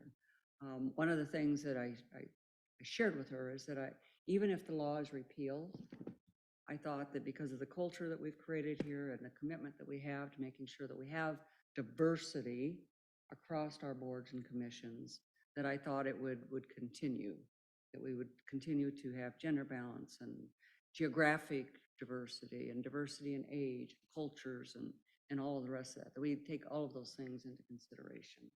So anyway, we'll see what they come up with. But I have a few questions, so when you're Okay. ready for me. I just have a couple budget questions on the things you talked about tonight. So I'm pulled up the revised, the local option sales tax list. When you talk about ongoing versus one time, I guess I want to make sure that you and I are talking about the same things as ongoing versus one time. So when I actually look at this list, the only things that are one-time items are where I talk about capital outlay, and it says that the police, should have been on one line, but capital outlay, the police car of 80,000, the workstation in their sergeant's office is body worn camera and supporting items. And, oh, are those every year though? Okay, no, so just the car, the workstation, and the city share LPR, or is that every year? Okay, so in this case, he's just adding a car, so it's a one-time thing, and he's adding one more workstation. The CEP, all of those, last year we put in 500,000 from loss. This year we're putting in about that same amount. We're putting in for police, fire, library, and parks and trails, so that's ongoing. The initial top several of a police officer, those all are ongoing. Polk County Communications is going to be ongoing. Police department legal fees are ongoing. The emergency management siren would be one time. So at this point, we've got 3 one-time items. All the rest of that stuff is ongoing things. Yeah, and I realize you realize that, and now that you've explained it to us, it's helpful that we understand that. I sort of thought the CEP equipment might be one time, but again, I think it's helpful to have that broken out in a document that we can, that we can look at and see, and our citizens can understand and see. And I'll add that to a column, but I just want to make sure you I understood what I would be saying. I clearly didn't understand it until you just, because like, for Okay. instance, I think last year we funded the trail study or some of those different studies, and so those have been replaced by, so the CEP equipment, We always transferred from the general fund about $500,000. And so we haven't had $500,000 extra in the general fund anymore. And So- so now we're using it for and loss. that's where the hard part with me with loss is like, we always have to have multiple documents for loss, right? We're down to 2, that's better, but I don't know why we don't have one document that shows this is what we spent lost on this year, and this is what we spent it on last year, so you can compare it. Well, that one that I give you does say that on the reconciliation. That tells you what we've spent every year. And And going in back, reality, but- from the beginning, and in reality, all it's telling you is that we've spent this much to relieve property taxes for debt service, and we've spent this much to just relieve the debt service, or to relieve the property tax levy, period. Right, I just would like us to get down to one document for loss, and we're not. Well, there that's what that reconciliation page does. But then you've always asked for the extra detailed listing. Yeah. So then it takes more than one page to do that. Okay. But the other item that I just did while I was sitting there, I'm hoping I thought I could pay up really quickly, yeah. Based on what Councilman Burkhart said to me, or said to this whole room, 72 cents, we would go from 1145,790 to 1157,790 on that $100,000 house. Be it everyone's property has changed. The increase or their property tax bill on the 1145,7 is $530.99 for the year. The next, with his 72 extra cents, it's $536.55. So I'm just wanting to explain to you what that, 5.5 cents, want to explain that to you. or I mean, $5.50. But For the year. Teresa, it's been explained to me that that $100,000 is not $100,000 anymore because of the value increase. So We could pick any one of these, any Yeah. value of a house, they didn't We're stay not 100. comparing apples and apples with what they paid last year and what they're. I'm you have to comparing take apples to apples a here for property on the shows house. Valuation increase. It shows the rollback, but it doesn't show the valuation increase. I'm comparing apples to apples because I'm comparing two $100,000 houses. I'm not comparing the difference. I'm saying what they would pay in taxes. I'm not talking about the 62 and 56. I'm just saying what the amount of tax would be. And I think that's where you go back to, that shows a real property and shows, here's what its valuation was in 2017. And here's what the rollback was, and here's Mike what has the asked, tax would be. Mike has asked me to do something like that and try to follow it through for a few years. and see what happens. Because that can show, it shows that what we're proposing to do this year from a historical perspective, which may be valuable. Is there anything else come before the council this evening? What, we're leaving? Too soon? Nope, we got. Somebody wait. bringing in breakfast? Yes, sir. Since I have to drop off my water bill in the morning, I'll give you a good proclamation came up from Burlington, very militaristic, very veterans level. I gotta do this copy and change the dates and times. Perfect. Great. I'll bring it to you at the end of the. Perfect. Thank you very much. No, just drop it off at the front window. Got it. Thank you. And thank you for hanging in there with us. You picked a good meeting. We are adjourned. We made our money's worth today.